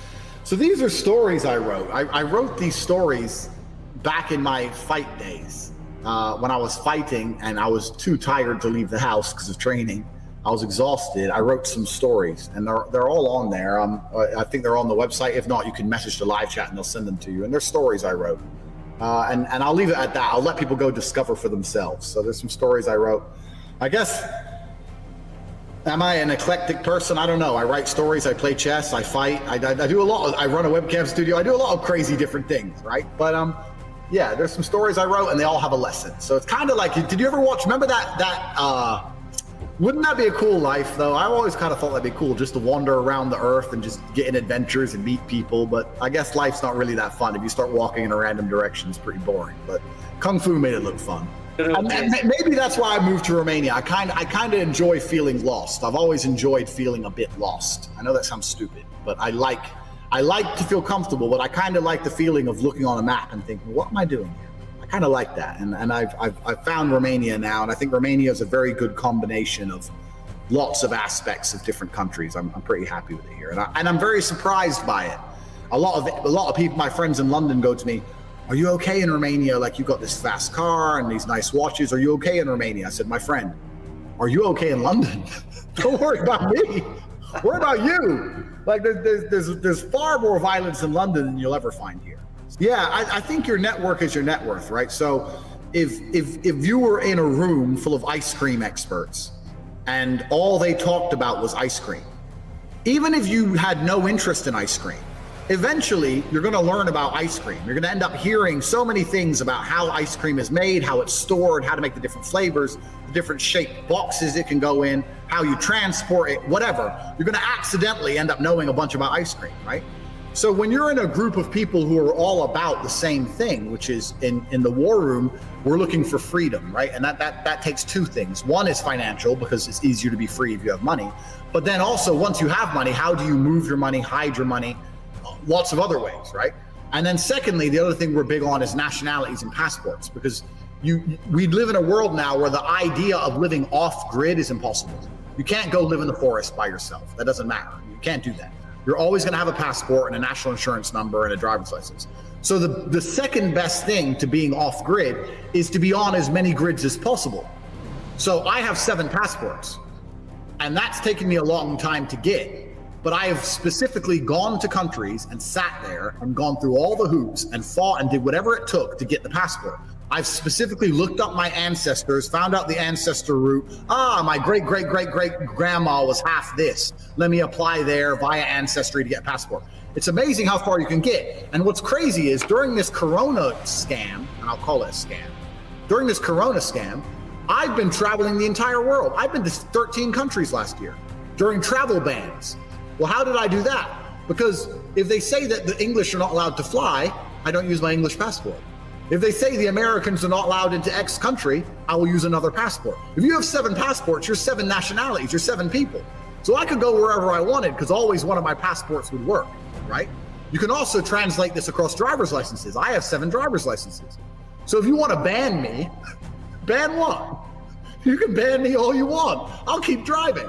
So like, I think it's really important for a man now to understand that money is good, but if you want true freedom, you need to be able to remove the control a government has over your life. And that's what happens when all your documents and all your nationalities is with one government.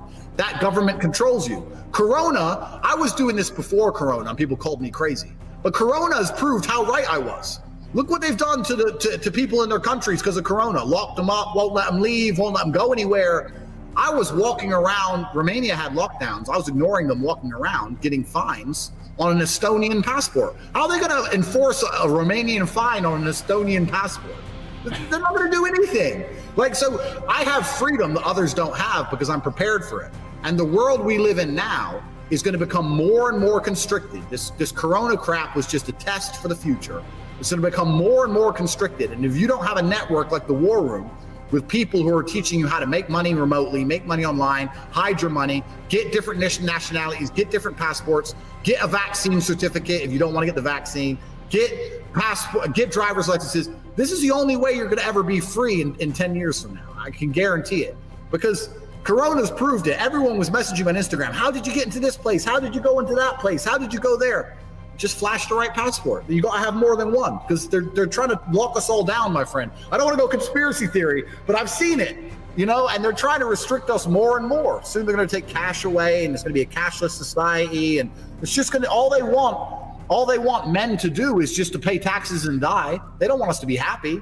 We're tax slaves, right? We're the backbone of the economy. It's the men that do the real work. They want us to build the roads and build the skyscrapers, pay our taxes, and die. That's all they want us for. And if you want freedom and happiness, you need to find a way to get it. And that's what the War Room's for. That's my little, I wouldn't say a pitch, but I'm trying to explain what the goal of the War Room is. The goal of the War Room is men who are like-minded, who are looking for freedom. And we have members in 50 countries, so we're global as well. So we're pretty big. Yeah, so it's primarily an online organization, but we do have 5 meetings a year. The next one's actually next week in Miami. I'll be there in Miami next week. So we are having a Miami meetup.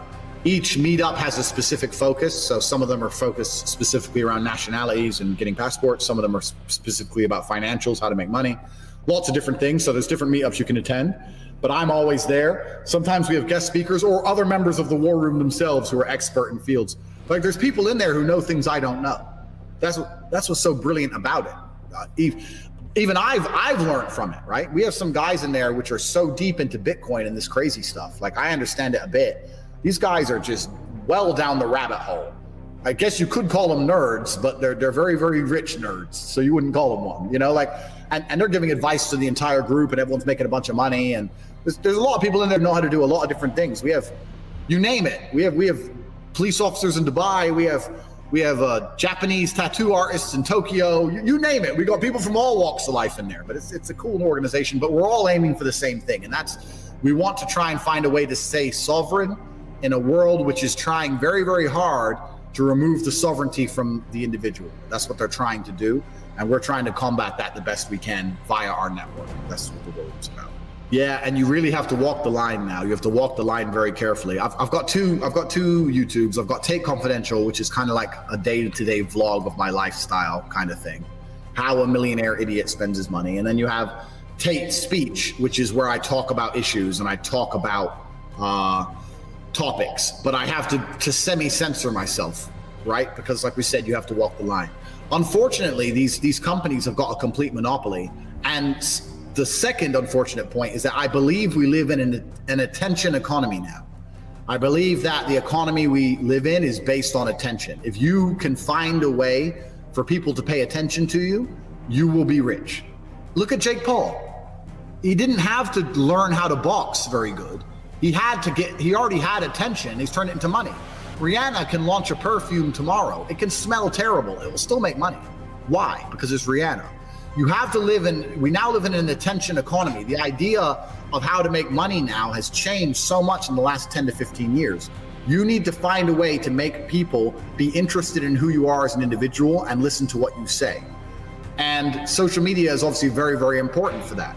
You need attention if you want to, because that attention can be garnered and can be leveraged for financial gain and for influence. So yes, I like my YouTube channels. I want to keep them. I try and be as controversial as I can. Not controversial for the sake of controversy, but controversial because the truth is often controversial, right? I try and be as truthful as I can without getting banned, but who knows how long it's going to last. But yeah, this is the world we live in now. And they're slowly, little by little, like you said, if you step too far out of line, you're going to get banned. I said a few things about Corona and they took the video down. They didn't like my views on Corona. So you have to be very, very careful. There's certain subjects you're not allowed to make people think. You can't wake certain people up. They have to keep them, in the slave mind. And they try very hard to. The people who are in charge of the world, their only thing they're afraid of is the slaves waking up. So they have to make sure nobody does that. So they delete the video. Yeah, we usually do about 1 or 2 a week. It all depends. So there won't be that long. Probably in a couple days there'll be another one up there. They're about a month behind, so all the stuff's been filmed, etc., etc. So in a couple days there'll be another one up there, and you can watch us run around the world, breaking all the lockdown restrictions, breaking the quarantine rules. We've tried very, very hard to break every Corona rule we could. We went out of our way to break Corona rules, and we've done a pretty good job of that. So we've just been breaking every single restriction, breaking every single rule. And it's also kind of funny throughout the Tate Confidential series, at the very, very beginning of the lockdowns, like a year ago when they got really strict at the very beginning, Sweden never locked down, and we moved to Sweden for 2 months. And we lived in Sweden, and then we drove through Europe because you couldn't go to any country in Europe, right? But they can't prevent you from going home to where you live. And we have residency in Romania, so we could drive through all of Europe and saying, because Romania is the very end of the EU. We're going to Romania, we're going home, but we weren't. We were just stopping wherever we wanted and just parking the car and jumping in hotels. So we were running around breaking all these rules. And throughout the Tate Confidential series, you see me, I take about 20 Corona tests throughout the whole series. Never at any point do I have Corona. I've never put a mask on. I've been partying the whole time. I'm not saying Corona isn't real, but I'm just saying that, if I did have it, I didn't even have a sniff. I've been perfectly healthy all year long. It's kind of crazy what they've done to the world, and I think it's just a power grab. I don't want to get too conspiracy theory, but they love power, and this is a good excuse for them to get more power, and that's what's really happening. But yeah, that's the Tate Confidential series. You can see our last year during the lockdowns. Now we disobeyed every single one. So yeah, and you're right. So first thing, with a lot of my views, I don't try and force them on anybody, right? A lot of people try and force their views on others. I have my views and I don't force them on anybody. I think the COVID jab should be open for anybody who wants to get it. I don't think they should try and force me to have one if I don't want one. That's the difference, right? Because a lot of people who are pro-COVID jab, they think that everyone should have them. They have to have them. I don't think it's fair to force me to have an injection. I don't think that's fair. I know that COVID can't hurt me. The statistics tell me that COVID can't hurt me. I'm young, I'm healthy, I'm strong. Why would I take a jab to protect me from something that can't hurt me? I'm more scared of an experimental jab, which has no long-term studies, than I am a disease which for sure cannot hurt me. And I don't think it's fair for any government or any group of people to come along and force an injection inside of me. That means I do not have control over my own body. I'm not allowed to decide what goes in my own body. It's like force feeding me. I don't think that's fair. I believe anybody should be allowed to have the injection if they choose, but I believe the idea of forcing someone to have an injection they don't want is tyrannical, and I think it's psychopathic. Let me not have it. If the injection works and you've had it, why are you worried about me? Let me get COVID. I'm not scared of COVID. Let me have it. It's fine. So I'm not going to get the jab, and yeah, there's a huge rebellious streak of me, and the reason for that is I don't believe that anybody else has my best interests at heart. I don't believe that the school really cared about me. I don't believe that governments really care about me. I don't believe that AstraZeneca with their vaccine really care about me. I believe the only person who genuinely cares about me and my life is me. I believe the only person who wakes up each day and goes, you know what, let's put some money in Andrew Tate's bank is Andrew Tate. I believe that when stuff really hits the fan, you're going to often look around and you might have 1 or 2 close people, but in general, you are by yourself. I don't trust anybody else. So when a government comes along and says, you need to live this way, I realize that's not for the benefit of me. That's for the benefit of the government.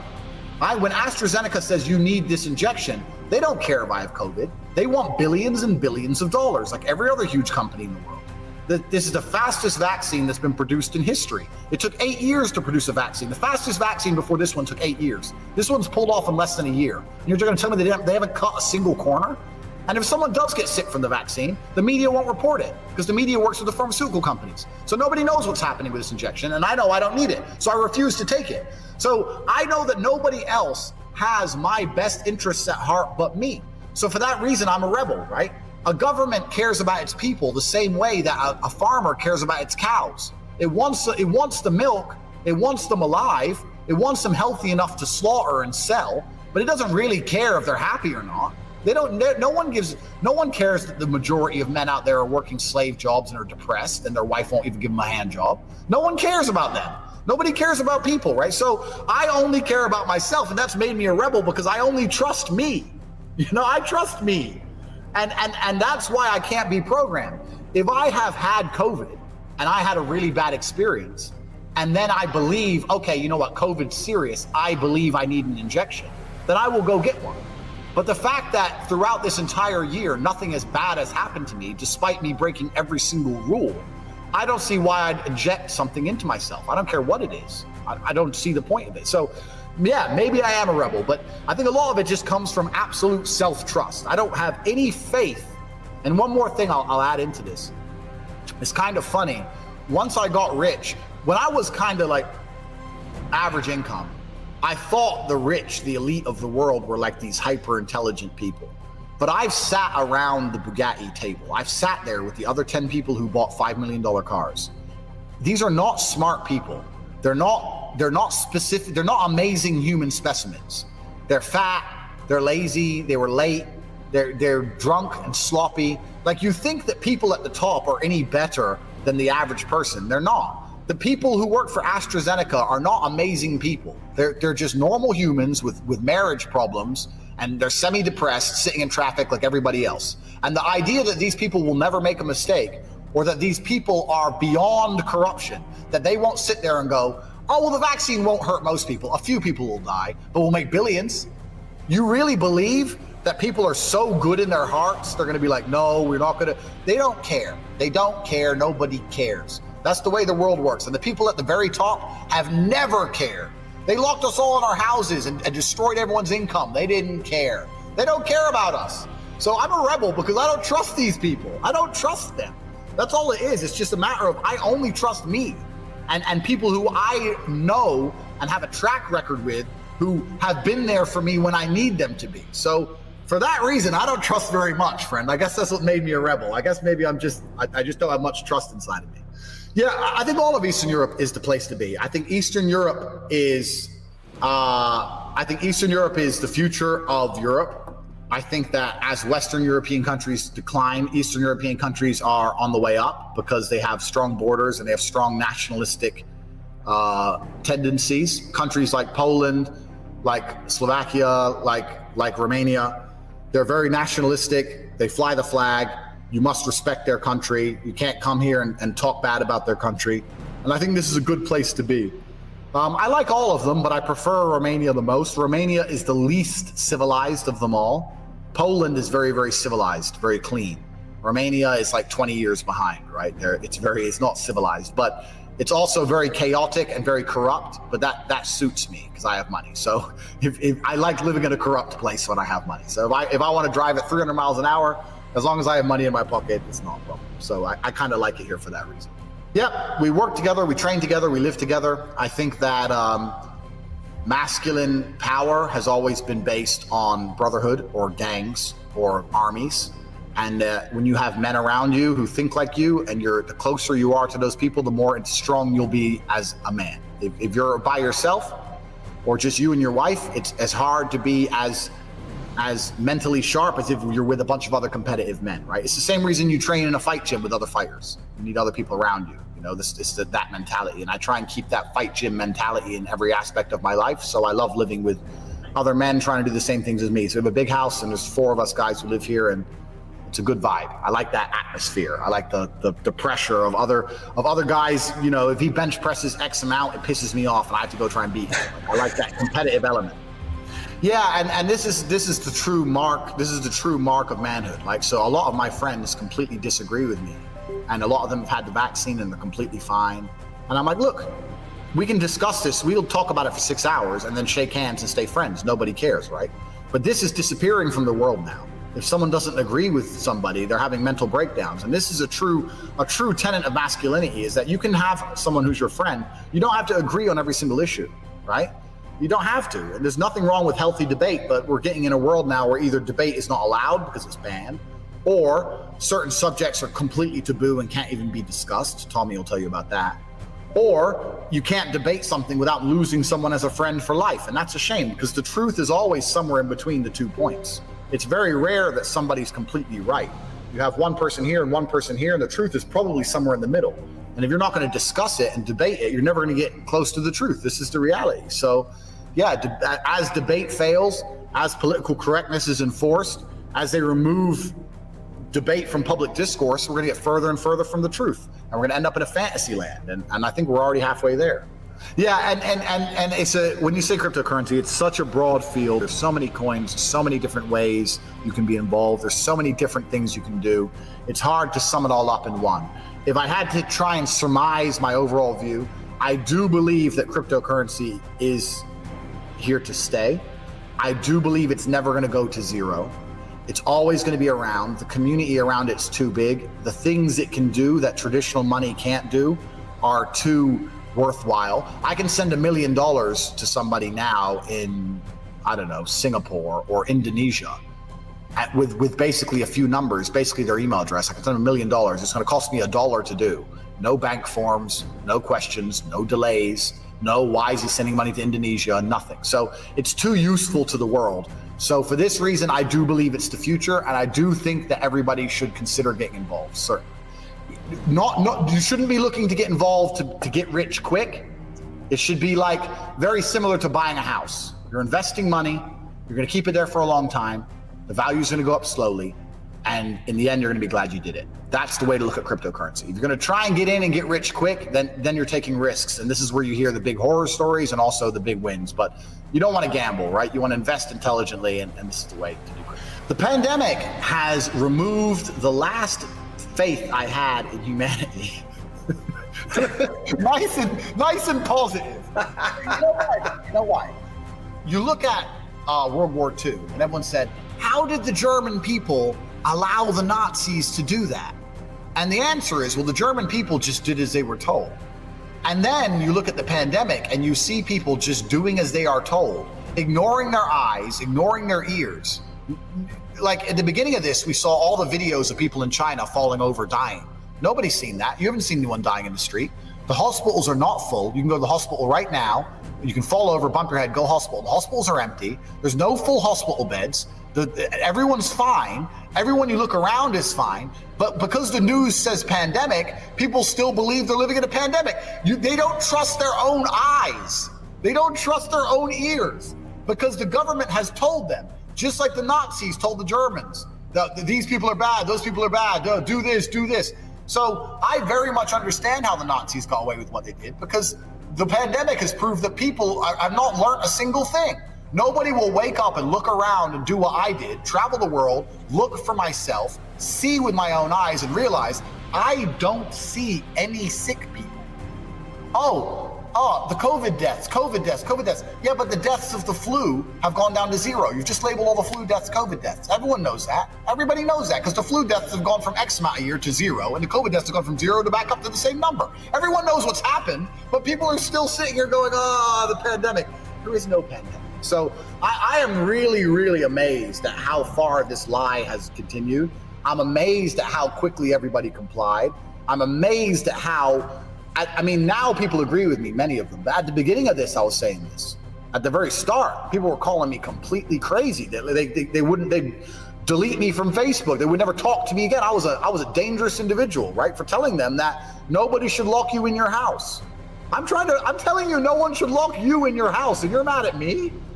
Like, the majority of people are conditioned for slavery, and I mean that without disrespect. The movie The Matrix says it. Most people are so dependent on the system, they will fight to protect it. And most people are conditioned to slavery, and they're conditioned to just obey and comply and to work a job which doesn't reward them, and to make a little bit of money, and that money is worth less every single year, and the price of important things, houses and land, goes up every single year, and their wages never go up, and they're just going to sit there and stay broke and stay a slave forever. And this is how their mind is programmed. This is what they're conditioned for in their head. Most people are not really willing to wake up and look around them and understand what's happening, because the world is splitting right now. There's going to be elites. There's going to be people like me who can jump on a private jet with his 4th passport and go wherever he wants. And there's people who are still in their house because of quarantine. This is what I'm saying. There's people living 2 different lives right now. When I was flying on private planes, no one told me to wear a mask. Nobody asked for quarantine paperwork. Nobody cared because I was rich. This is what people don't understand. The world is splitting right now. Do you think all the people who make the COVID rules listen to the COVID rules? No, it's in the paper every single day we catch some minister breaking the COVID rules. They're locking you in your house and disobeying. And people are not woken up yet to the fact that slavery is coming for those who are stupid enough to just blindly comply with the lies that are being told to them on television. So COVID has just proved to me that most of the world doesn't stand a chance. Most people are not really capable of thinking for themselves. And as for the future of the West, this is the same thing. The West is in decline because of all the things we can't discuss. Tommy isn't 100% right, but he's certainly at least part right. Let's put it that way. And we can't talk about it. We can't talk about how political correctness has destroyed our ability for men to stand up and say what they believe in. You can't even be nationalist anymore. You can't even be an English person who loves England and wants England to be English and for people to talk your language. You can't do anything.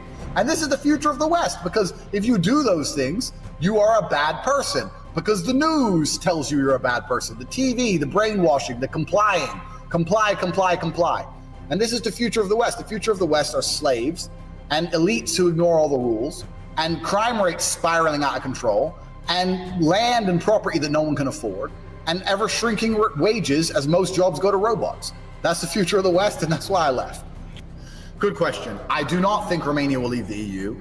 And I do, because Romania is Romania, and Romanians are scammers, and they're taking billions and billions and billions of taxpayer money from Germany to build highways which never get built and goes missing in corruption scandals. So it's all over the news here. Every single year, billions go missing in corruption scandals. So the Romanian government are just robbing the European Union dry. So for that reason, I don't think they're going to leave. The EU influence on Romania is real. It's starting to get a lot stricter, like certain things here. There used to be basically no speed limit. Now they have speed traps. So things are starting to change here. The EU is starting to get it, but I don't think they're going to leave. I think they're just going to milk it for as long as they can. But I was super impressed by Belarus. I was in Belarus last week. I couldn't believe it. Clean, beautiful, nice streets, organized traffic, perfect, nice cars, Mercedes, BMWs. It was beautiful, super safe. Belarus super impressed me. So there's other countries to go to where you haven't got to worry about. I can walk this watch. This is a $250,000 watch. I wear this in Romania, Dubai, and Belarus. I would never wear this in London, never in a million years. So there's certain places in the world which are still very, very safe, a good place to live. And Romania is one of them. But if that changes, I'll just keep heading east. If I end up in Moscow, I'll end up in Moscow. I refuse to live in a society where the police are going to get me in trouble for what I say, but they can't stop people from stabbing me to death. I refuse to live in that society. I don't think that's a fair place for me to pay my taxes. I refuse to do that. So whatever it is, I ain't coming back to England. Yeah, so I'm originally American, right? My mother was English, my father was American. I grew up in just outside of Chicago till I was about 11 years old. And then we all moved to England. So I moved to Luton, lovely Luton. Doesn't get better than that. And I was in Luton for the majority of my kickboxing career. I was training there. I was living there from the age of 11 till about 27. And then, in a true pessimistic style, I kind of started to believe that the Western world was on the decline as a whole. Not just England, but Germany, France, America, England. I just felt like they were declining, and other parts of the world were on the ascent. And I thought, It's better for me to be somewhere which is on its way up than on its way down. That's a better use of my money. It's a better use of my time. So I moved to Slovakia originally, which is a very nice place, but then it's a bit small, so I've ended up here in Romania. So I live in Romania now. I'm 0% Romanian. I have nothing to do with Romania. I've just kind of rocked up. So I've been here for about 4 years. This is kind of like, I was recently in Belarus. I was in Belarus last week, and I was talking to this Belarusian girl, and she was saying that Lukashenko, the leader of Belarus, he's been the president since 1994. He's a dictator. And he refused to comply with corona restrictions. So the whole time we've been locked down in Belarus, everything's been completely normal. No masks, no lockdowns, nothing. They're living their lives completely normal. And she found this very fascinating. And she was saying, oh, but Lukashenko, and I was saying how good a job Lukashenko did, because I don't think the lockdowns were worthwhile. I think it was a joke. You've destroyed too many livelihoods for this. And she was saying, yeah, Lukashenko does some good things, but if you talk bad about him or if you upset the government, you go to jail. And that's when I mentioned Tommy. I said, no, it's the same in the West. If you talk bad and you run your mouth too much and you become an enemy of the state, they'll find a reason to put you in jail whether you're innocent or guilty. So I don't think it's any safer in the West. Democracy doesn't protect us in any regard anyway. So how I know things, that's a good question. I have this instinct. I'm from the streets and now I'm at the absolute upper echelon of masculine performance, the highest possible echelons of life, from the lowest possible echelons of life. I think I've learned a lot along the way, but even the other people I encounter who have had a similar trajectory, they don't know what I know. I just know things. And the reason I'm saying this is because, as usual, time, my friend, proves me right in the end. And time has proved me right about something else, which I knew from the absolute beginning was complete bullshit. Complete garbage. So today we're going to talk about NFTs. There was a time when very successful, rich people were trying to convince me to spend millions of dollars on a JPEG. And they tried to explain to me that it's on the blockchain and it's one of one and you can see on the blockchain. Who the fuck is checking the blockchain for my JPEG, G? Who cares? 3 million for a Bugatti, fine, drive the Bugatti. 3 million for a JPEG. People can just copy and save the JPEG. No, but my JPEG's the real one. It's on the blockchain. Look on the blockchain. If you go to etherscan.com, bro, what planet are you on? Nobody gives a fuck about Etherscan, checking the blockchain. Even if I proved, after all, that I owned that picture, guess who would care? No one. Only nerds. It was a circle jerk of nerds. And there was all these crypto influencers on Twitter. Bruv, these are the worst people in the world, these people. All these crypto influencers. All unimpressive specimens of human. None of them have done anything difficult to actually make money. You know, if you want to make money in the real world, you have to learn skills along the way. If you want to go from $0 up to $10 million a year, you're going to have to learn how to deal with stress. You're going to learn how to deal with people, how to hold meetings, confidence, how to manage staff. You're going to have to learn things. By the time you get there, you're going to be a better person, not just because of the wealth, because wealth amplifies who you are as a man, but because of the lessons you learn along the way. Whereas if you make a whole bunch of money with crypto, guess what you learned? Nothing. You didn't learn anything. You are still a dork, but now you're a rich dork, which makes you a mega dork. Money doesn't change who you are, it amplifies who you are. So all these crypto influencers, there's a couple of them, I don't want to throw names around. They were all over the page and, oh, this is the Bored Ape Yacht Club. Bruv. The fact you think that's worth money shows that you've always been a loser, and now you're just a loser with money. There's no real G on the planet who was spending money on those NFTs. Not one. I'm extremely wealthy, and I could have invested in the most expensive NFT, 3, 4, 5 million, whatever they were, and it wouldn't have even affected my bank balance. I wouldn't have even cared. And I could have done it just as a, maybe I'll make some money, and I still didn't out of principle, because I refused to sell my soul to the god of geekdom. No. And here we are, 2 years, year and a half, whatever later. Who cares about NFTs?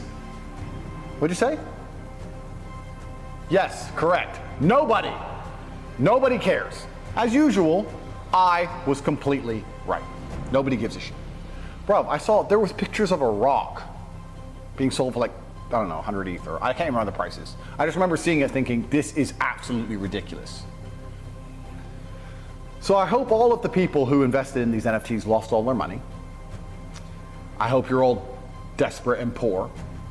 The great thing about people like that losing their money is they never learn any lessons along the way. So let's go back to what I said earlier about the fact that if you make money in the real world, you learn lessons which can be applied to life.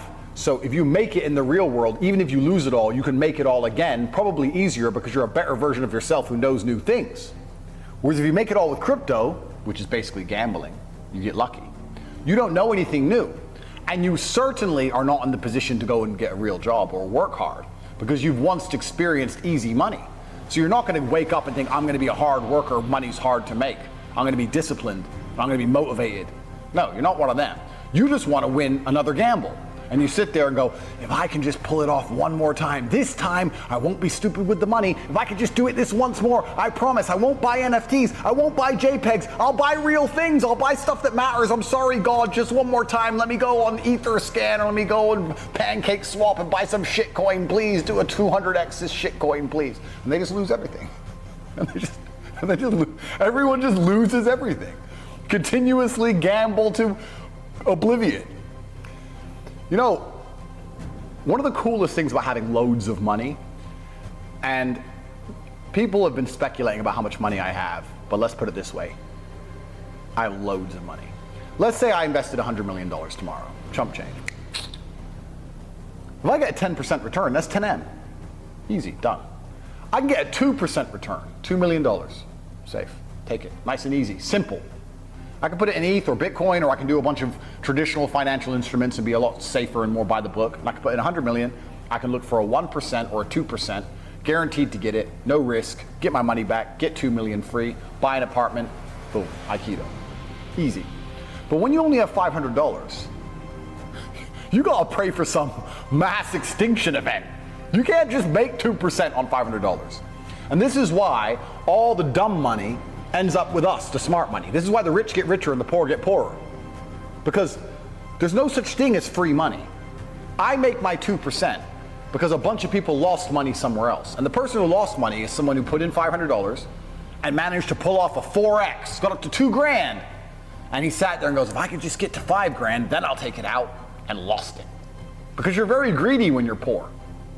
When you're rich, you don't have to be greedy. You can be very sensible, very calm. We let all the brokies put their little money into these things and pray. All of their aspirations and dreams, all of their hopes, all of the idea, you know, I might matter one day. I might be able to fix my car if I could just ride this to the top. My friend gave me this recommendation. I really believe. All of the brokies' dreams and aspirations, they all put all their money in this big pot, this big fantasy, and guess who gets it all?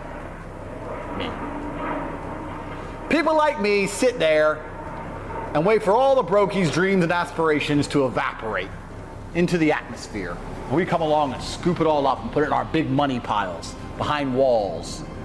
Our money operates in ways you can't even fucking understand. You think that rich people like me just have money in banks. It doesn't even work that way. You don't even get it. You don't even get where your money goes, but it's mine. And you're still sitting there going, well, maybe this new collection of NFTs, maybe.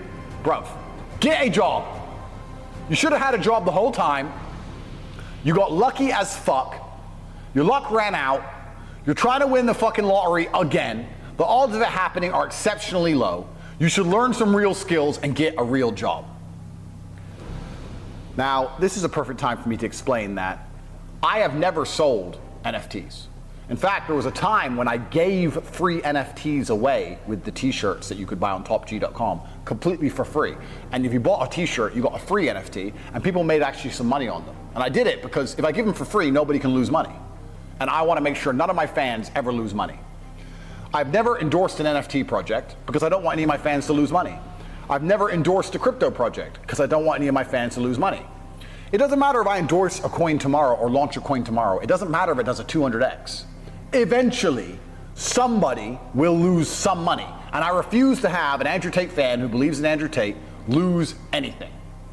Because I already have all the dreams and aspirations of all the fucking idiots out there who are gambling. I already have all the money in the world. I'm not going to hurt my own fans. I'm not going to do that.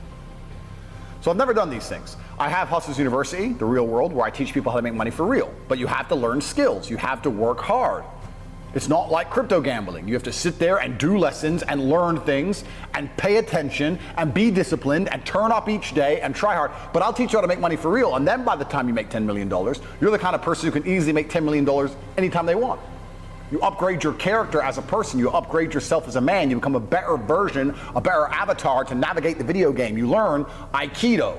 That is far more interesting than a crypto pump. Crypto pumps are what the lazy loser dreams of. I don't want to learn any skills. I don't want to pay any attention. I don't want a strong network. I don't want to have to work with other rich people. I don't want to have a bunch of staff I have to manage. No, I just want to get some free money. Please just give me some money. Wah! I'm glad you all lost everything. All of you. Every single crypto dork, I am glad you are all going broke. Makes me so happy. In the spirit of that, I got this today in the mail. This is a model of a Rimac Nevera. And then they very kindly sketched my Rimac Nevera, which cost me around $4.4 million.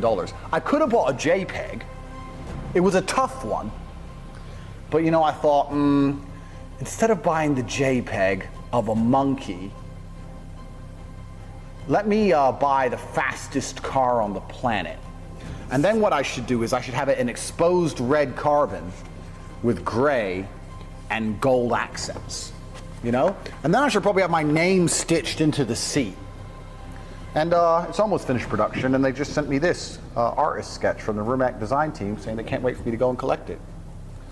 I mean, I'm sure when it turns up, I'll look at it and I'll think, oh man, I saw that guy on Twitter, that fat guy and that blonde guy, those guys, and that guy with no profile picture who were going on and on about the monkey picture, Bored Ape, and how amazed they were that, you know, they could upgrade their ape. And I'm probably gonna feel the sting of regret, but maybe when I get in the fastest car in the world and start tearing through the Croatian countryside, that's where I'm gonna collect it from, on my way to a beautiful 5-star hotel where many good friends are waiting for me, because I am still rich, richer than I've ever fucking been, despite the Matrix attack, I might just be able to get over the fact that I never owned. There's been a lot of confusion lately regarding exactly who I am and what I believe in.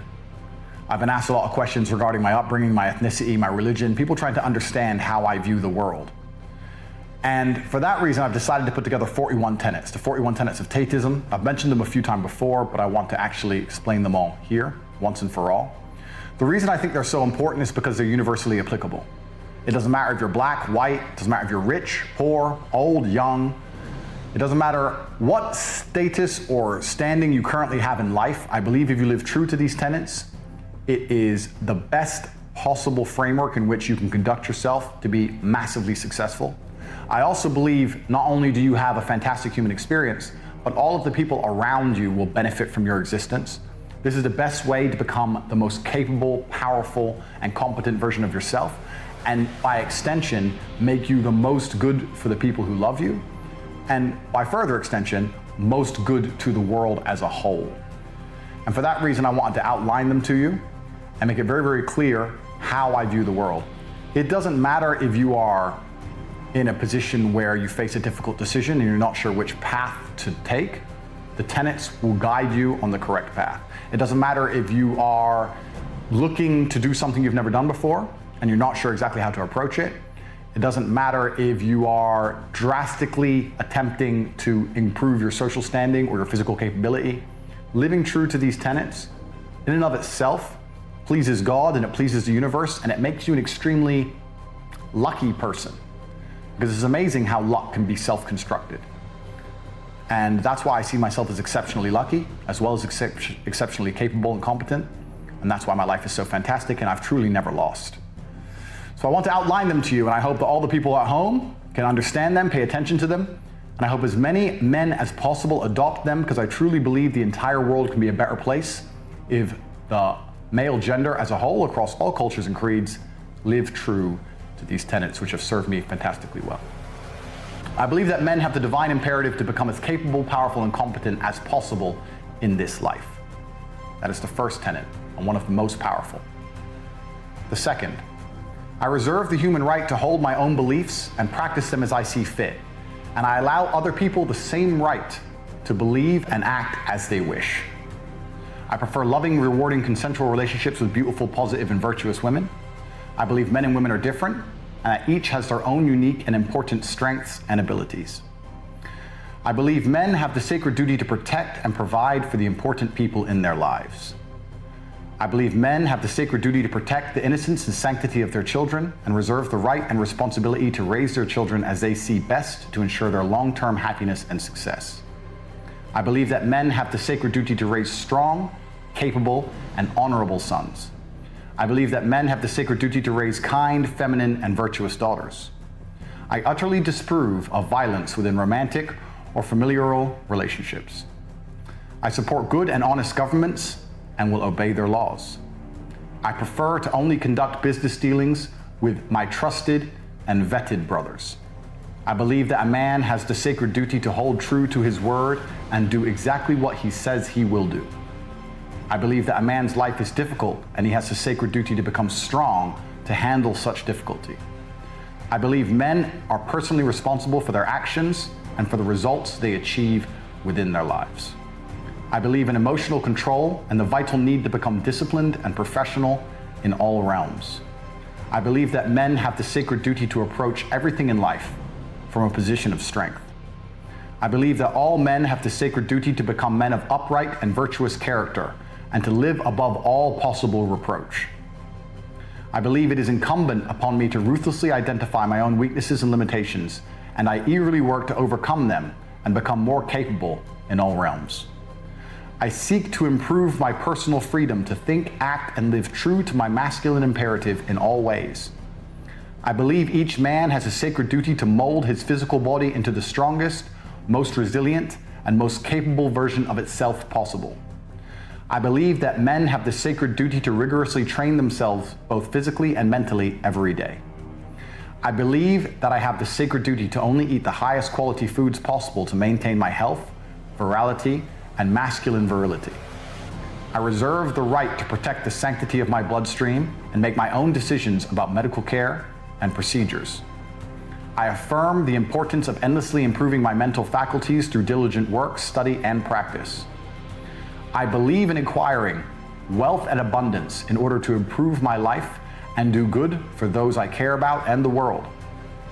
I believe in the merits of healthy competition and constantly encourage all men to seek out competition to improve themselves. I believe that masculine brotherhood is essential to men's mental health, happiness, and success, and I relentlessly encourage men to meet together, train together, and work together. I maintain the trust of brothers through reverent silence regarding our most sacred shared experiences. I believe in honoring my ancestors and living in a way that would make most of them proud of me today. I reserve the right to administer difficult rites of passage for our young men to allow them to earn the rank of manhood. I affirm the importance and need for travel and adventure as men. I seek to help men overcome poor mental health through embracing hard work, physical improvements, and shared masculine brotherhood. I reserve the right to make the best choices I can at the time to protect my self-respect and my mental health. I do good in the world and seek to help those who are less fortunate than myself. I believe all men have the responsibility to lead and guide those they care for to greater health, prosperity, and happiness. I choose to only interact with those who are respectful and civil in return for my own respect and civility. I reserve the freedom to speak and refer to others as I believe is best and most truthful. I reserve the right to choose my company and include only those whom I believe are best for my health, happiness, and success. I believe I have an imperative to only spend my time in a way that I determine is beneficial, uplifting, and empowering to myself and others. I choose to only allow myself to be influenced by those who I believe have my best interests in mind. Each day I dedicate myself anew to create the greatest possible positive impact on the world and do the work necessary to achieve a greater masculine excellence across all realms of human endeavor. These are the 41 tenets I believe in. The reason I decided to outline these to the world is not only because I've been greatly misunderstood, but so has my organization, the War Room. These are the tenets of the War Room in which we conduct ourselves in all matters, whether it's personal, business, financial, relationships, our duty to our ancestors, our bloodline, and our families, and the people we love and we care about. I decided to outline these to the world as I've been greatly misunderstood, and I would like to discuss them in more detail with those who understand the power they can bring to somebody who truly internalizes them and feels affinity to my worldview. Since the dawn of human time, men have lived by frameworks. We've had religions, we've had societies, we've had traditions to live within. This has been destroyed, which is why so many people are confused, sad, and lost. This is a framework by which I conduct my life, and if success or results speak for itself, then I would like to think that it's very difficult to actually question my framework for existence. This is also the framework in which my organization operates, and I would like to spread this message far and wide. So for this reason, on the email address below, tate@cobratate.com, you can email me for a free copy of these tenets, as well as some notes, some additions, some explanations for each one, although they're fairly self-explanatory. I'd like to think that any man who decides to adopt these and live by them will see a drastic improvement in their life in real time. And once you truly understand this framework, you understand how much more powerful you can be as an individual if you share a network which also adhere to the same rules. Imagine how much better your life will be if you follow these tenets. Now imagine you are part of a network of thousands of men around the world who, again, adhered to the same framework to ensure they lived their best possible lives and were the best possible versions of themselves. That's exactly what the War Room is. That's exactly who we are. And I truly believe we're the most powerful organization on the face of the planet today for any young man, regardless of social standing, regardless of religious connotation, regardless of creed. My primary life objective was always to have unmatched perspicacity and sheer indefatigability, to be a feared opponent in any realm of human endeavor, and nearly everybody I associate with on the face of the planet believes the same. Once you reach a certain level of competence, you understand exactly how powerful that is.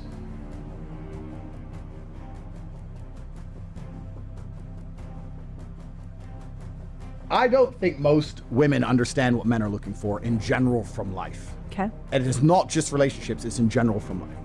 I think, and when I say think, I mean I know, that men are biologically designed, we're evolutionarily hardwired to seek status. That's what we want. Men talk about wanting money. You don't want money, you want power.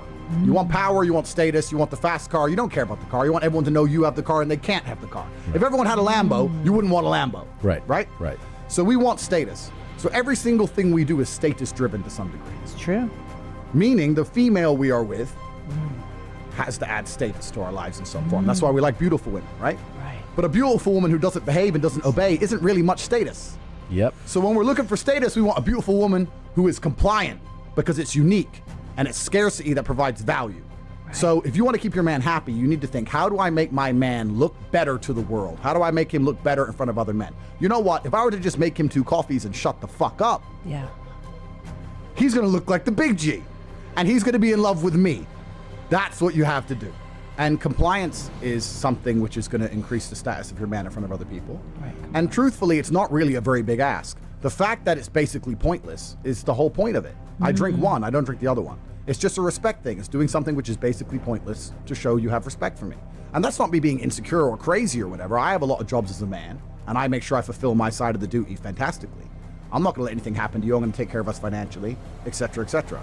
So if I do my side of the bargain, I want your side of the bargain, which is I want to feel respected in the household. Okay. Yeah. But this is actually one of the problems I have. I want you guys to feel sorry for me. Maybe with your big channel, we can start a charity and get some money going. Because you know what happens now? What? My life, I'm flying on private jets. I'm eating in all these restaurants. I'm driving all these supercars. And it's very hard for me to find a way for women to show me respect. Because they're just like on the jet, duh. I go to the restaurant, duh. They're in the club, duh. Well, that's what I'm saying. Do you know what I mean? And they're like, and most dudes are happy just get that pussy. Right. We're like, who doesn't want to fuck me?